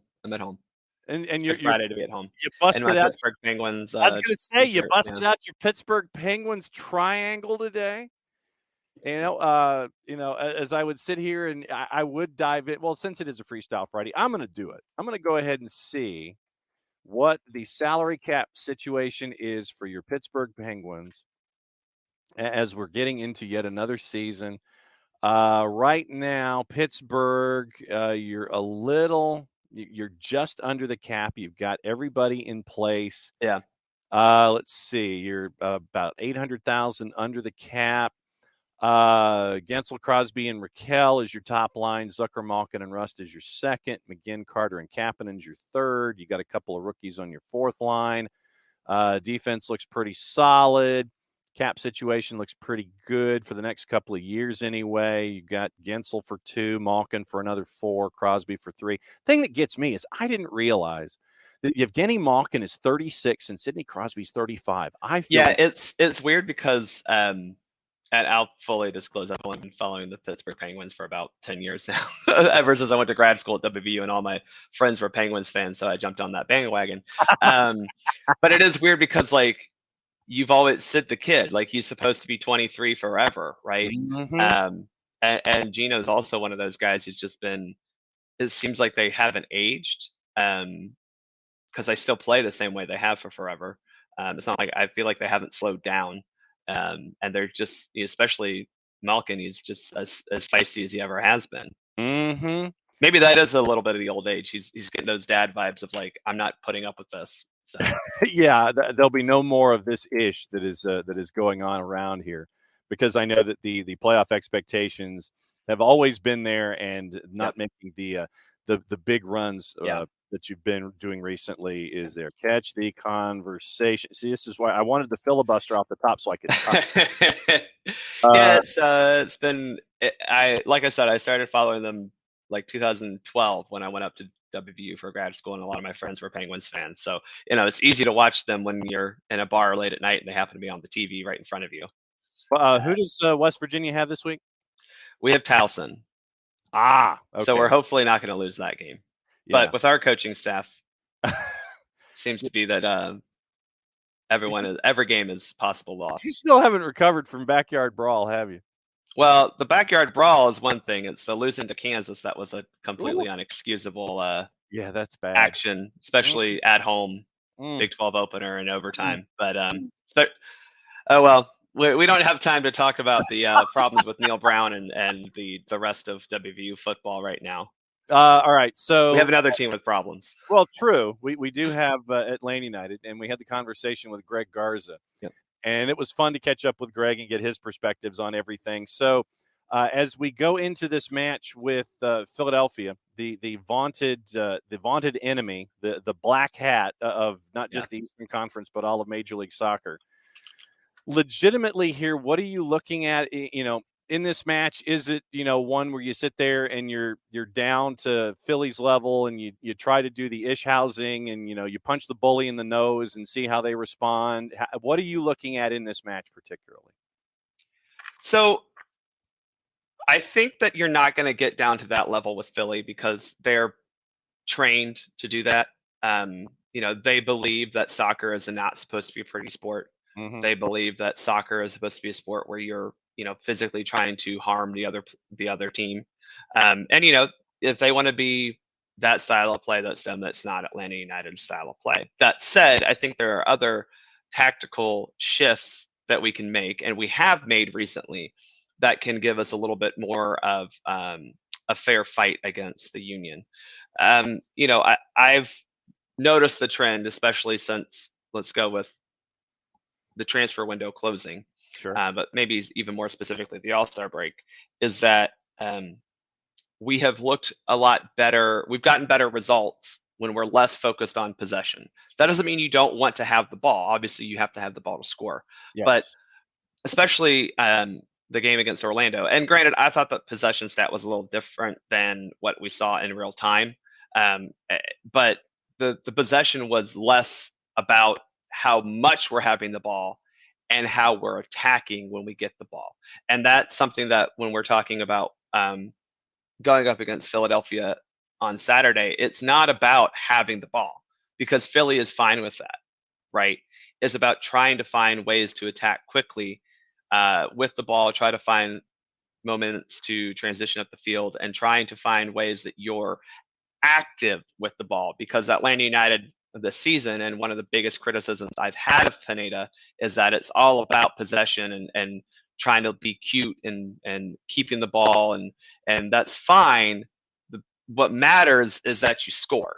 Or maybe importantly, what matters is also learning how to defend off the ball. And that's where we've gotten ourselves into a lot of trouble this year, is we're so trying to possess the ball, attack, build in a certain way.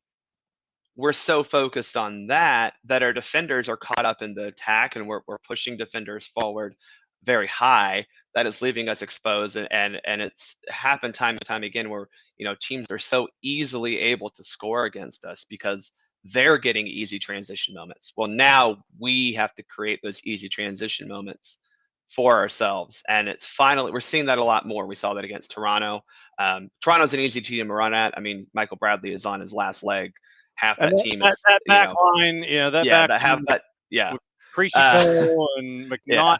And to be quite honest, we probably could have scored a goal or two more against Orlando, but when you have an actually good goalkeeper in that, and Pedro Gallese, that does prevent the other team from scoring. Shocking that having a good goalkeeper makes you a better team in MLS. I don't know why we haven't tried that one out more this year. But by the way, Richie Larea just fell down again, by the way.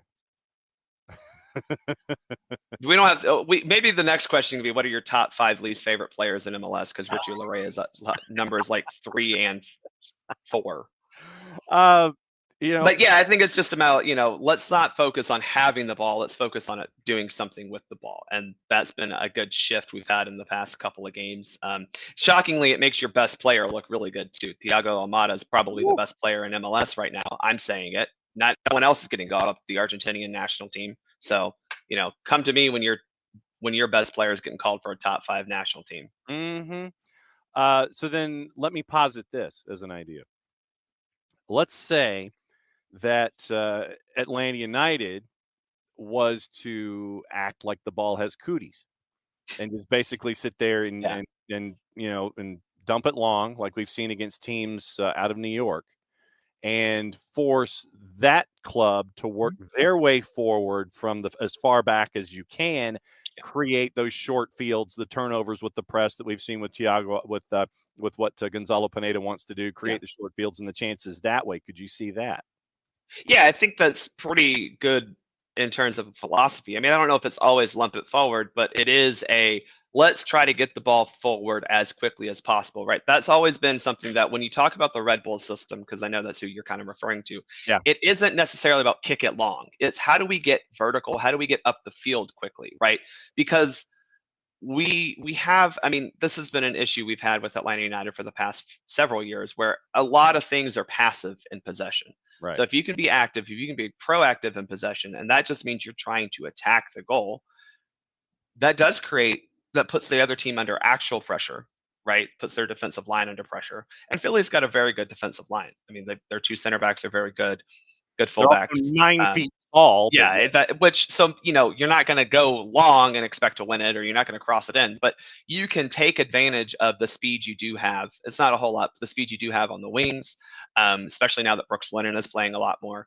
And you can take advantage of the speed you have through the middle of the field with Thiago Almada, who is both quick with his feet, but also very elusive when he's dribbling.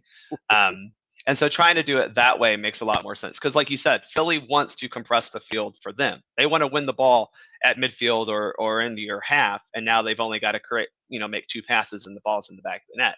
Forcing Philly to actually combine from defense through midfield to the forward line is the way to make them uncomfortable. Now that said, they've been scoring a million goals a game. So it's not like they're just creating turnovers. They have been able to show that they can play soccer at times. And that's going to be something that we're going to have a problem with regardless. They're on a tear, and I thought we actually played them really well up in Philadelphia. We still got slapped, Well, but then when you're chasing a game, you're either gonna get the equalizer, or you're gonna lose by 2. I mean, right. And I think that gets lost sometimes when folks look at line scores and box scores. You'll say, "Oh, they got blown out," but understand the context of when those goals were scored and what was happening at that particular moment. You're chasing a match at that point. Yeah. And so, you're, like I said, you're either going to equalize because of the effort that you're doing, or something's going to happen in transition, and it's going to be, one-on-one with the keeper down at the other end. So what I would ask, if folks are going to look at line scores and box scores, just understand the context of the game in those moments when those moments happen where you sit there and go, oh, they gave up 4, they gave up 5, whatever. They were chasing the match. So just keep, and that's one of my caveats, for today across the board. When you see a team that you're attached to lose by a large margin, look at the context of the moment and try to see if it was just a complete and total capitulation or if they were chasing a match at that point. Like I said, that's just me. I think I agree. I agree. It's like I want context. So if we were doing a television broadcast and you were with me in the booth, usually what we do in a TV broadcast is we'll sit there and we have the the players to watch segment. Mm-hmm. So let's almost treat this like it's a show open, and players to watch for both sides. We talked about Thiago Almada. So if we take Thiago Almada and put him off to the side, give me a player to watch for Atlanta United outside of Thiago Almada and a player to watch for Philly. So I think if you're looking for a player that Atlanta United is going to need to be effective in this game, it's whomever is starting at that striker position. We don't know who that's going to be. It could be Joseph. It could be Dom. It could be Cisneros. Mm-hmm. They're going to need to actually score. Dom Dwyer's had a couple of chances in front of net, and he hasn't converted. And look, we can talk about expected goals. That just means like, hey, the percentage of you scoring here is pretty high or low. Yeah. The point is you're getting in positions to score, and we're not really doing anything with it. So I would say the striker for Atlanta United, whoever that is going to have to take. You would have like a triple. You'd have it cut in thirds. Yeah. And you'd have shots of each one of them warming up. So right. It would either be Dwyer, Joseph, or Cisneros, depending on who's starting. Yeah. And so whoever is starting and whoever plays, they're going to need to take advantage of those opportunities. They're also going to have to be encouraged to make runs at the Philly defense, because the one thing that we know about Philly's defense is they are very tall, but they're not exactly as fleet of foot as maybe other defenders are. Right. So that striker is going to need to pressure the two center backs so that both not only Almada but also Luis Araujo can take 17 shots and miss, but give them opportunities to get the ball attacking space in 1v1. So maybe it's just a winger that they're attacking, or maybe someone has to recover and make a play on them. So that's the important role for the striker, is just try to force that Philly line to get as close to their goal as possible and making runs in behind. So then for Philadelphia, who's in your spot, Shadow? So I always do this with Philly because he's a West Virginia player, and I got to shout him out. But we're going to go with Jack Elliott. But there's two reasons for this. One is because the center defenders of Philadelphia are going to be important in this game because, like I said, the striker is going to, hopefully for Atlanta, press them high up the field. That means that they're going to need to be solid on the ball. They may just kick it long, but they still need to make quick decisions. Jack Elliott is going to need to, contend with the fact that he'll have probably Luis Araujo and whoever that striker is pressuring him. The other thing is for Jack, he's tall. He's a great set piece attacker. Atlanta United has been a lot better set piece defending, but there's still vulnerabilities. And we've seen this throughout the entire season. Juanjo Purata is a great set piece defender. That's it. So can Philly specifically take advantage of their height in the box on set pieces? And I think Jack Elliott's a dude who can capitalize on that, because we know Philly loves to score in non-traditional ways, and this is one way that they can get you. All right, so then as we continue our show open, we have keys to the match. You've kind of gone through them here a little bit. 2 keys for Atlanta in the tombstone that would be in the low left-hand corner of the screen. 2 keys for Atlanta. Hold on. Joe, Moreno's out of favor because he's slow. Sorry, I just wanted to address that real quick. Okay, so 2 keys for Atlanta United, 2 keys for Philadelphia, as they would appear on the low left-hand side of the screen under you as the action is happening. What are your keys for the match for both? 2 keys for Philly. First is win aerial duels, because I do expect Atlanta to try to go long. So if Philly can win those over-the-top balls, then that's going to be very important for them. Also, as we said, attacking set pieces for Philly probably also going to be very important. And conversely, Atlanta United has found in Juan Hoferata an actually good attacking set piece player, so they're going to need to win those aerial duels in the box. Right. That's one for Philly. The other one is to make sure you're not allowing Thiago Almada to turn and go upfield. I am sure Philly will not get any cards for persistent infringement, but they will probably commit about 17 fouls each on Thiago Almada, and no one will get a yellow card for it because pro. But that is something that I think that will absolutely happen. Is Thiago is going to get kicked all across the field. And that's, again, because Philly doesn't believe in pretty soccer. They believe in being bullies. They believe in kicking you in the teeth. And that's how they play soccer. So that's going to be what I think we'll see from Philly. Now, from Atlanta, as I mentioned earlier, is going to be about the striker actually being effective enough to occupy other defenders, right? It may be that they have someone who always is on him, but he's switching off and causing some confusion between those two center backs. Maybe it's coming a little deeper and taking that defensive midfielder, whoever that might be in this game, taking them away from Thiago Almada because now they have to account for the striker who's dropped into midfield. Or it's because now you've drawn more people up and you can have a Brooks or Luis Araujo running behind them. So that striker movement is going to be very key. And then also for Atlanta, you're going to need good goalkeeping because Philly gets shots off. They score a lot of goals. I am still not on Team Raul Gudiño. I'm not. He was good he made some good saves Wednesday, but he still seems a little shaky. His movement looks like me out there after 2 knee surgeries. It's like I know he's tall, but you got to be a little smoother when you're trying to make plays on the ball. And he really needs to do a better job of collecting and holding the ball because, again, Philly is going to attack the net with everything they have. All right. So Shiva came in this morning. When Greg was on, Greg said, go with a 3-5-2. Shiva doesn't think you go with a 3-5-2. What about Bart Keeler? I think that might do a decent job of kind of overcoming that 4-4-2 diamond that Philly has in their midfield. Yeah. But I also think that you can overcome that with the formation you've been playing, which is more of a 4-3-3. It just comes down to having a defensive midfielder, maybe 2. I think is probably what I would do, is have 2 true defensive midfielders in this game that are a little bit more positionally sound and aren't getting pulled wide. Now, if you have a 3-5-2 and you have, again, still 3 midfielders, you're allowing your wingers to kind of pinch in a little bit maybe and cover those wide players there. But I know a lot of people see a 3-5-2 as maybe something that you can do to combat against 2 forward systems. Right. I'm not a huge fan of that because I think that can pull your central defenders a little farther out. I'd also say just play what you're comfortable with, and that's kind of what we've been doing. You've got a rhythm.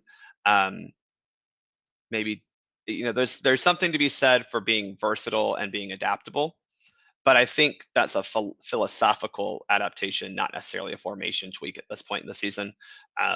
Mainly because it's been working.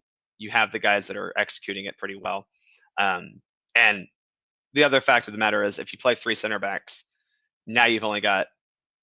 George Campbell is been coming off the bench, but hasn't really played a whole lot. Is he ready for that? And that would be something I would question because we don't know.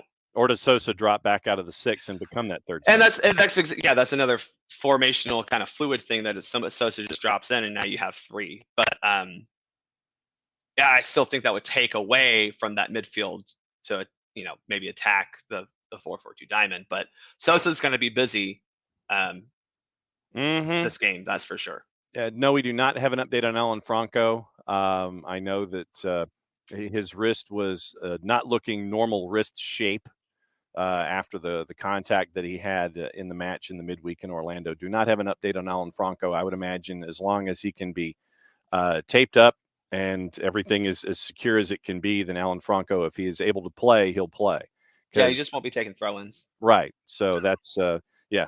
And last time I checked, as long as you're not doing a throw-in, touching the ball with your hands is a bad thing in soccer. Can you put on your referee hat for me for a bit? I can. When it comes to Philly specifically and all of their ish housing, I will be the first person to give them a boatload of credit for doing it, because it's their style. They get it. It's the black hat. It's CONCACAF. It is what it is. And they have perfected it. That they have absolutely perfected being the black hat. But when you are watching a match against Philadelphia, is the official in you frustrated at other officials for their lack of calling persistent infringement and for their lack of calling simulation? Because, for a team that's as physical as they are defensively, I can basically go boop and they fall down offensively. What does it frustrate you as an official seeing how other officials manage the games against Philly and let Philly do what they do? So I think that's kind of when you're approaching a game as a referee, you should have an understanding of the way that both teams are going to play, right? We should be looking at both sides and say, okay, this team we know likes to do this, like to do this, individual players do this, do that. Yeah. It shouldn't come as I think the problem is referees get into the game and they get shocked a little bit by the way Philly plays. And that to me doesn't make sense. You should be aware that Philly is going to foul a lot. You should be aware that Philly is going to do a lot of stuff after the play. You should be aware that Philly is going to do all the little things that for me frustrate me as a referee, right? My biggest pet peeve is when kids will just jump in front of the ball when the other team's trying to take a free kick, right? And that's such a Philly move, kick the ball away after, all these things that really frustrate me. And so as a referee, you're trying to not give into those frustrations, but at the same time, you have to recognize this is their tactic. You can stop this. And it comes down to communication. And that's where I think a lot of the pro referees could do better, is communicating with the players on the field of, don't do that. You do that again, you get a yellow card. But then it has to come with, you have to then issue the yellow card. Give the yellow card. Right. Which we know that pro referees have a problem with.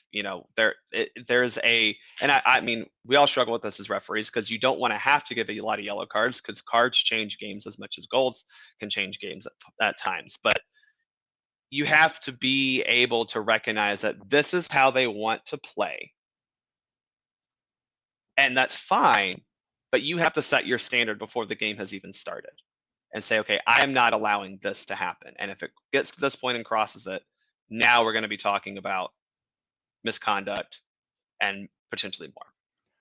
Guido Gonzalez is the man in the middle for the match against Philly. 19 matches so far this season, 442 fouls have been awarded. So doing math, 19 into 442, 20, let's see, 23, 80, 60 over that. Okay, 23 and a half fouls a game. Yeah. So Guido, 23 and a half fouls a game, putting in about 4.5 yellows a match, 86 yellows on the season, only 2 red cards.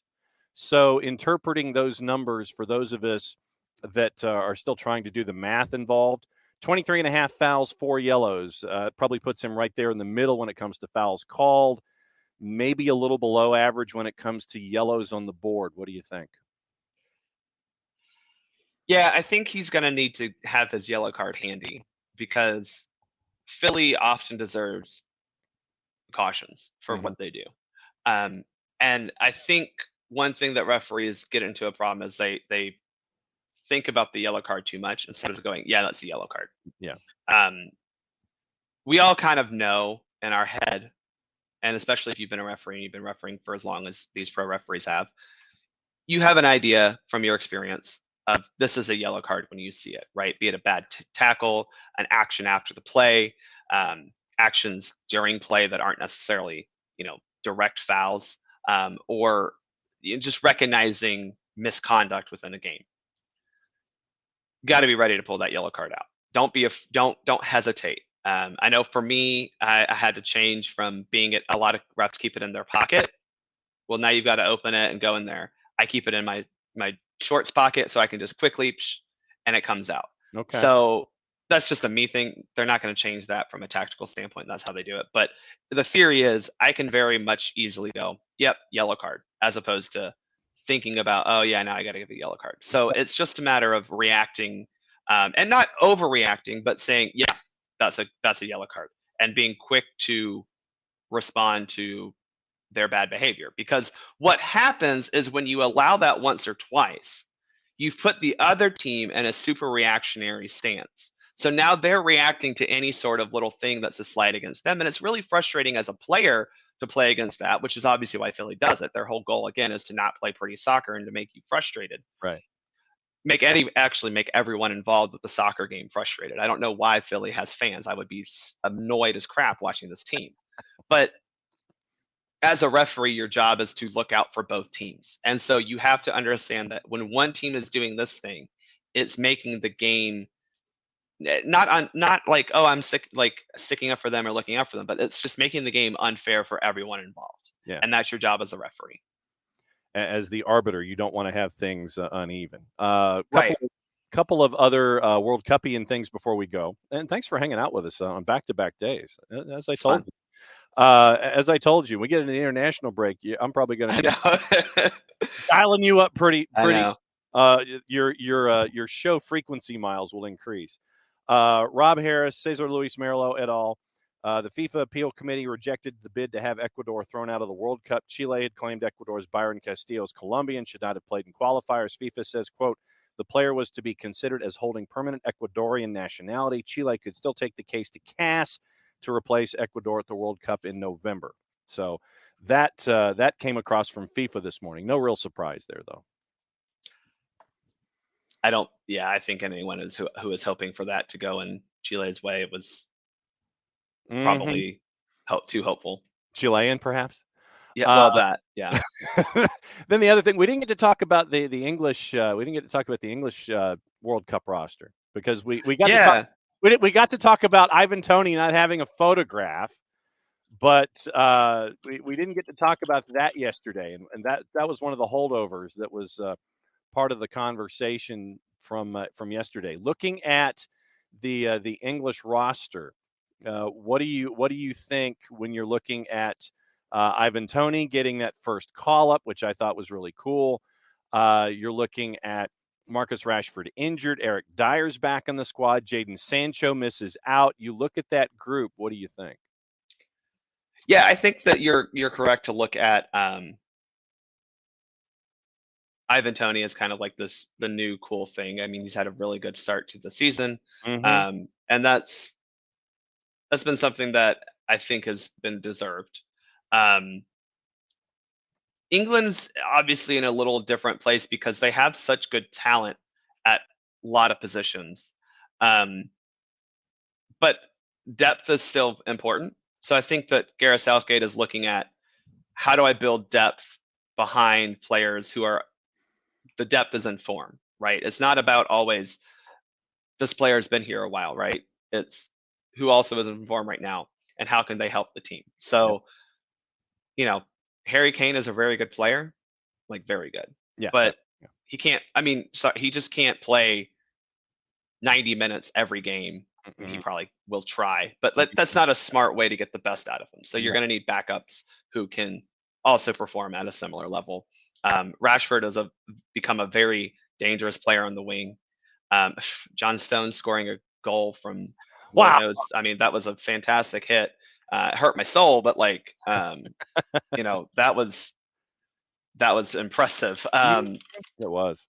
So, I think that as a whole, they're a really talented team, and it's going to be tough to see as an American fan how they stack up against players who are actually just more talented. That's just how it is, Gareth Southgate said, picked on the basis of form and capability over a long period. Forwards, Abraham, Bowen, Foden, Grealish, Kane, Bukayo Saka, Sterling, Ivan Toney.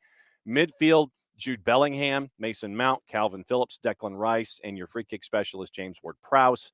Defenders, Trent Alexander-Arnold, Ben Chilwell, Connor Cody, Eric Dyer, Mark Gahey, which I thought was an interesting selection, Reece James, Maguire, Shaw, Stones, Tomori, Trippier, and Kyle Walker, and in net, Dean Henderson, Nick Pope, and Aaron Ramsdale. So that's the 28 that were posted for for Garrett Southgate. And there's some interesting names in there, some that I'm glad that are getting the opportunities. Obviously, Ivan Toney being one of them, and it has nothing to do with him being on the front of my fantasy team roster in the Premier League. But it's good to see guys like Gahey get an opportunity, Tomori get an opportunity, to see Ivan Toney getting an opportunity, and the three between the sticks. I think it's interesting, and I'm looking forward to seeing how it integrates, and not being afraid, if you're Gareth Southgate, as you said, to not have, and this is going to be like a triple negative, and my mother, the English major, is going to shoot me, for not having Harry Kane out there 90 minutes each and every time, because that depth is there to help you out. That's what depth is supposed to do. But I know that in key situations with pressure,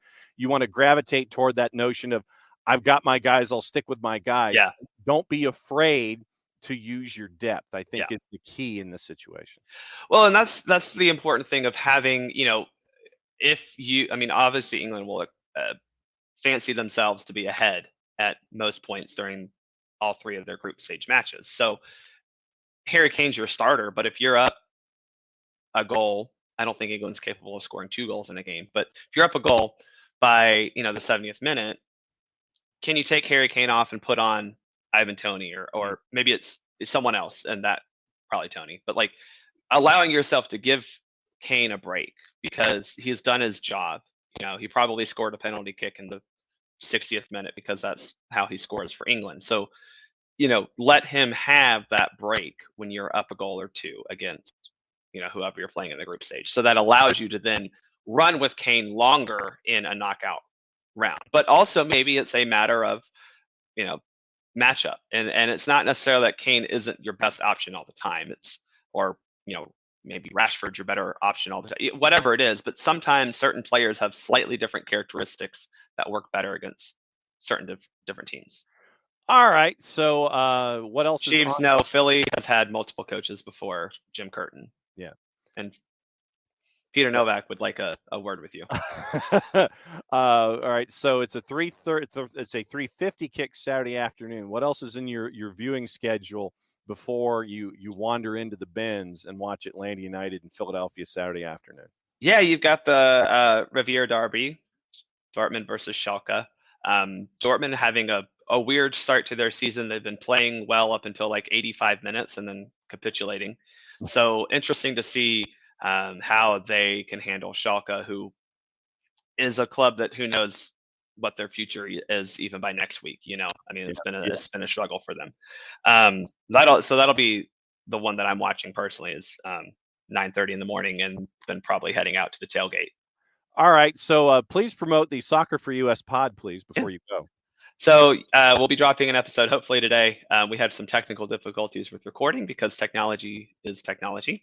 And I know. I felt like I felt it. But we'll drop one today. And again, you can follow me on Twitter at Soccer for US Pod or at Bartimus Prime 19. But we'll be dropping the episode today, and then we'll have some reaction episodes after both friendlies have ended in September. And then we'll be talking also a little bit about the women's team as they approach 2 very important friendlies in Europe in October. And then have 2 friendlies to kick off World Cup month, which I think is kind of cool. You've got USA versus Germany twice at home to lead us into what will be a very good month of world-class soccer. And it does start with USA Germany, what has been the 2 best women's programs in international soccer for forever. And he'll also be here on the show. Yeah, I'll be here a while, a lot. I get the feeling. I will be on a work trip the week of the actual of that international break, but I should have time to pop in. I'll be in Las Vegas, so. Oh, well, hello. Gotta go to Vegas for work. Oh darn. Darn, he's got to go to Vegas. So you'll get your Vegas lights gear before you leave. I might actually, if I can go find their team store, I might go do that because that's pretty cool. I'm definitely gonna have to go to Sportsbook and put something down on. I don't know which team I'll pick to win, but I don't have I mean, at that point, maybe we'll have some World Series odds, and I can put some money on the Braves. But I don't think any of the other Atlanta teams are worth putting money on right now. There you go. Bart, it's great to catch up with you, my friend. Bartimus Prime 19 on the Twitters, Soccer for US Pod on the Twitters.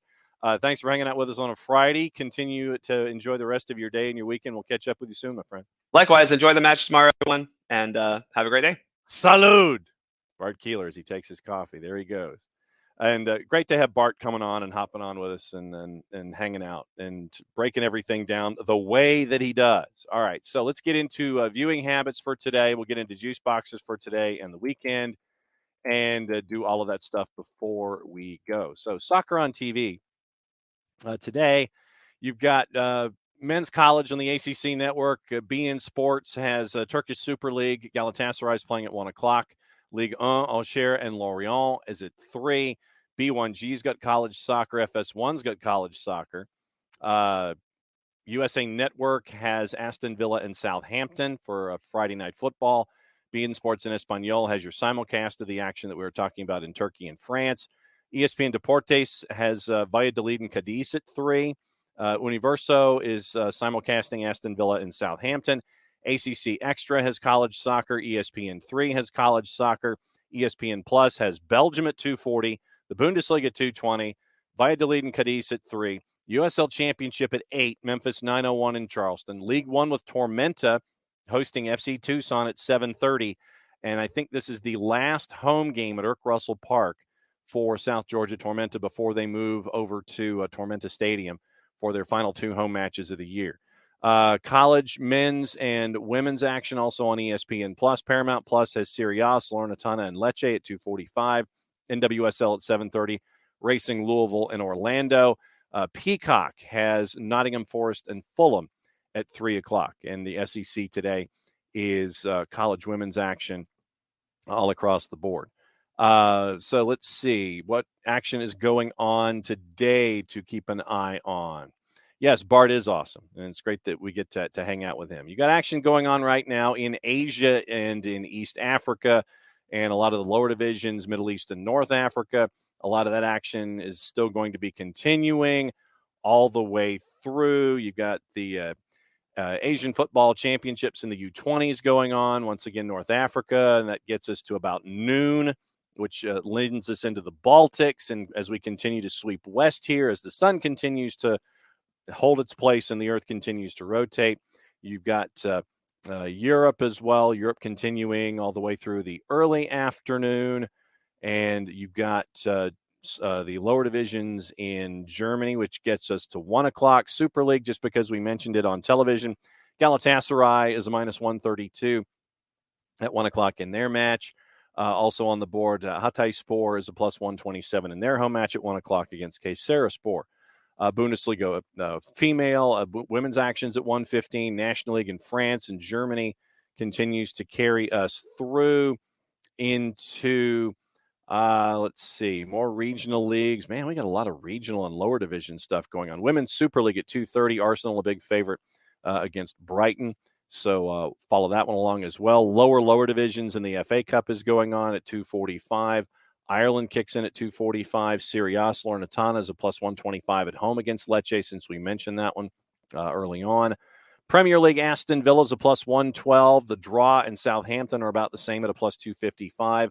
Nottingham Forest, a home dog as Fulham comes to town. Fulham's a plus 152. Your draw's a plus 239. And Nottingham Forest is a plus 191. Auxerre and Lorient, since we mentioned that one, Lorient's a slight road favorite at a plus 160. Valladolid at 3 o'clock, plus 106 on the board as Cadiz comes to town. You've got more action in Europe in the late afternoon. Serie B kicks in Brazil. Liga MX Femenil is at 6:05. Querétaro, home favorite against Puebla at a plus 133. One of our favorite names in Bolivia kicks in at 7 o'clock. The strongest against Nacional Potosi. They're a big home favorite in that one. South America kicks in at 7 o'clock. And if you don't have Fanatis, fntz.co/soccer down here, so you can keep an eye on all of the action going on in Central and South America. Canadian Premier kicks in at 7:30 with York United at a plus 141 as Halifax visits. Racing Louisville is a plus 191 at home as Orlando comes to town at a plus 127. Tormenta, big home favorite tonight against FC Tucson at a minus 159. Liga MX on Friday Night Football. Puebla at 8 o'clock, a plus 181 against Tigres at a plus 143. Memphis, obviously, a big home favorite in the USL Championship at minus 192 as Charleston comes to town at a plus 383. Costa Rica, our friends from Alajuelense who played in CONCACAF League earlier in the week, are a plus 127 on the road at Punta Arenas. Liga MX is Mazatlan and Toluca. That's your late match at 10 o'clock with Mazatlan a plus 152. Toluca is a plus 164. And your draw is a plus 245. Now, checking in Europe quickly, we've got, once again, 7 matches this weekend. The other matches were curtailed because of everything attached to the funeral of Queen Elizabeth II. So I think it's only 7 matches this weekend. Also, running through, let me see if we can find the papers and see if there's anything going on there. Once again, avoiding the 3 and the 4-letter paper.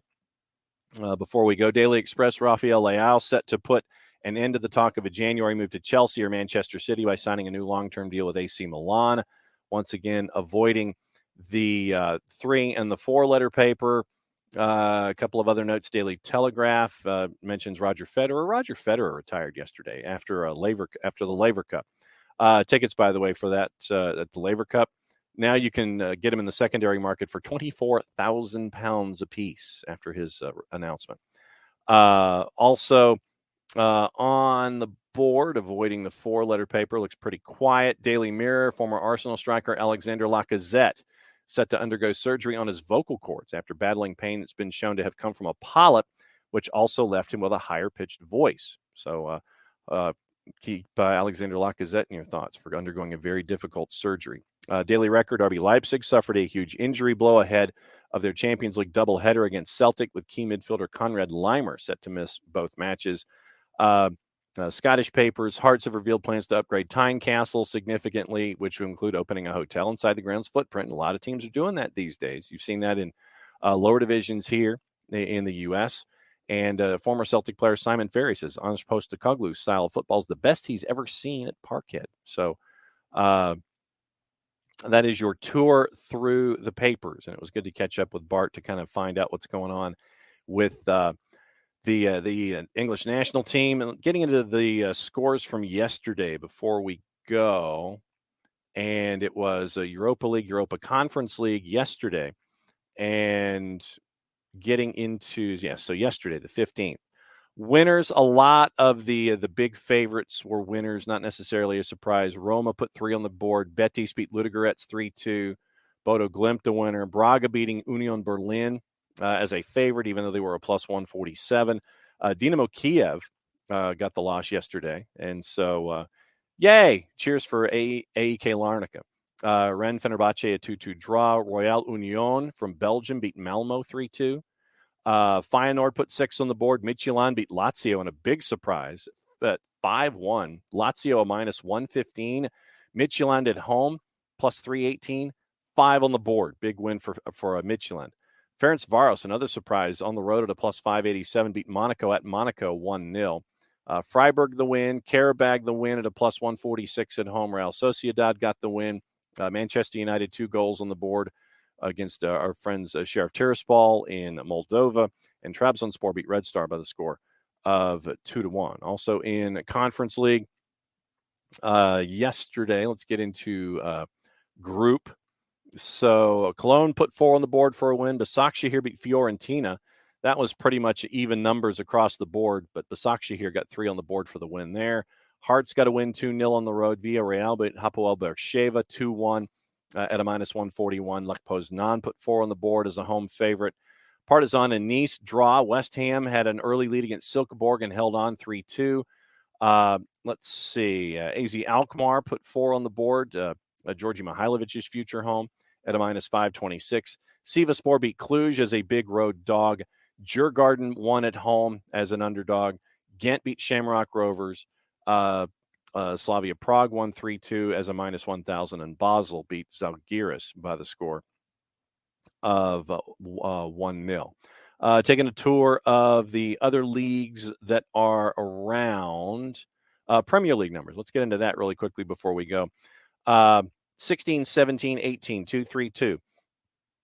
We mentioned Villa, Southampton, Nottingham, and Fulham. 3 games tomorrow, 7:30, 10, and 12:30. Manchester City, a big favorite, going to Wolves at a minus 294. Newcastle at a minus 213, hosting Bournemouth. It looks like Bill Foley, the owner of the Vegas Golden Knights, might be chasing after ownership of Bournemouth. We'll keep an eye on that. Bournemouth at a plus 637. Tottenham a minus 204, hosting Leicester, who's close to a plus 600.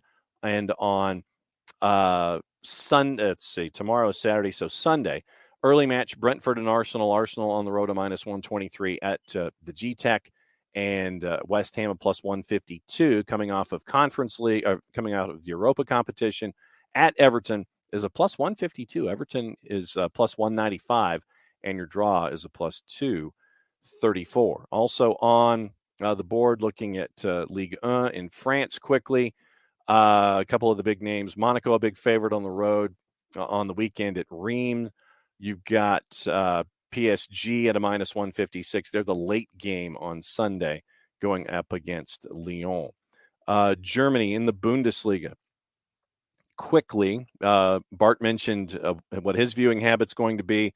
Bayern Munich, a big favorite at Augsburg tomorrow morning. Now, Bayer Leverkusen, a big favorite at home against Werder Bremen. Dortmund, a big favorite at home against Schalke. Stuttgart is a plus 131, hosting Eintracht Frankfurt at a plus 206. Late game at 12:30, Borussia Mönchengladbach, a home dog, as RB Leipzig comes to town at a plus 127.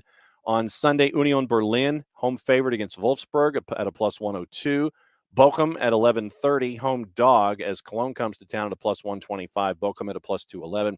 Hoffenheim, a plus 117 at the 1:30 game, as Freiburg comes to town at a plus 225. And looking at the standings in the Bundesliga, Union Berlin, top of the table. You got to love it with the underdog out of the block. 6 matches in, 14 points. Freiburg second at 13. Bayern Munich at 12. Hoffenheim at 12. Dortmund at 12. All goal difference being the qualifier there for 3, 4, and 5. Mainz is your number 6 right now with 10 points after 6 matches. But Union Berlin did not have that one coming out of the blocks, but good for Union Berlin to be at the top of the ladder after 6. Serie A, looking at Salernitana Lecce. We talked about that one. Tomorrow, 9 o'clock, Bologna, home favorite against Empoli at a plus 114. Spezia Sampdoria, looking at that one's dead even to the juice boxers, anywhere from plus 170 to plus 175 across the board for that one. Late game 245 tomorrow. Torino minus 119 at home. Sassuolo comes to town. 6 matches on Sunday. Inter, road favorite at a minus 110 at Udinese. Lazio, road favorite at Cremonese at a minus 122. Fiorentina, home favorite, minus 125 with Verona coming to town. Juve at Monza. Juve's a minus 118. Roma at noon, a plus 108. And your draw and Atalanta both a plus 260. Milan a plus 117 with Napoli coming to town at a plus 242. And your draw is a plus 254. Liga MX numbers on the weekend. We talked about the games today. Tomorrow in the Apertura, Monterrey, big favorite, a minus 204 as Atlas comes to town at 8:05 as a part of Sábado Gigante. And at 9 o'clock, Club America minus 127 as Chivas comes to town at a plus 328. Apertura 5 on Sunday. It is Pumas plus 106 hosting Cruz Azul. Club Leona minus 156 hosting Querétaro at 8:05. Also Santos Laguna at 8:05, a minus 127 hosting Juarez. And at 10 o'clock, Atlético San Luis hosting Pachuca. Pachuca, even money plus 100 heading to ASL. And Tijuana at a plus 114 hosting Necaxa at a plus 234. Then they got matches in the midweek, a week from today, and they'll start it up all over again in Mexico. Looking at the table here in the Apertura, we are in match 16 in the Apertura. Club America, Monterrey, 32 and 31 points. Pachuca, third at 28. Santos Laguna, Tigres at 27. Goal difference, the difference there. Toluca lost 3 of 5, and they are 23 points. Chivas at 22. ASL at 18, ahead of León and Cruz Azul. Necaxa's at 17 points. Puebla's at 16 points. That would be your playoffs right now. We were talking about Atlas in the Campeones Cup. Atlas in the Apertura, 2 wins and 15, 10 points. They've lost 4 of 5. So congratulations to NYCFC. Atlas 2, 4, and 9 in the Apertura this year. Down in Mexico. Buzzing through all of the other leagues. La Liga really quickly on the weekend. Today we talked about Valladolid and Cadiz. Tomorrow, Mallorca, a home favorite at a plus 104 as Almeria comes to town. Barcelona hosting Elche at 10:15. Big favorite, obviously, at minus 1,000. You've got Valencia at plus 136 hosting Celta Vigo. 3 o'clock at Bilbao at a minus 182. Hosting Rayo Vallecano. And on Sunday, 5 matches. Osasuna, 4 home favorites. Osasuna hosting Getafe, Villarreal hosting Sevilla, Betis hosting Girona, Real Sociedad hosting Espanyol, and Real Madrid at ATLUTD is your 3 o'clock Sunday afternoon. Real Madrid a plus 131. Atletico Madrid is a plus 217. So that will definitely be the one to keep an eye on there. On the weekend, we talked about Major League Soccer. Big day, traditionally Saturday for USL Championship. Tab Ramos is a favorite at home against Vegas Lights. Atlanta United 2. Big underdog heading to the Miami FC as a minus 476 in Boca Raton. That one's at 7 o'clock on ESPN+. Detroit and Tampa Bay. Tampa Bay on the road at Keyworth is a minus 116. Lou City and Loudon, RGV, Colorado Springs, San Antonio, New Mexico, Monterey Bay, even money, hosting Indy 11.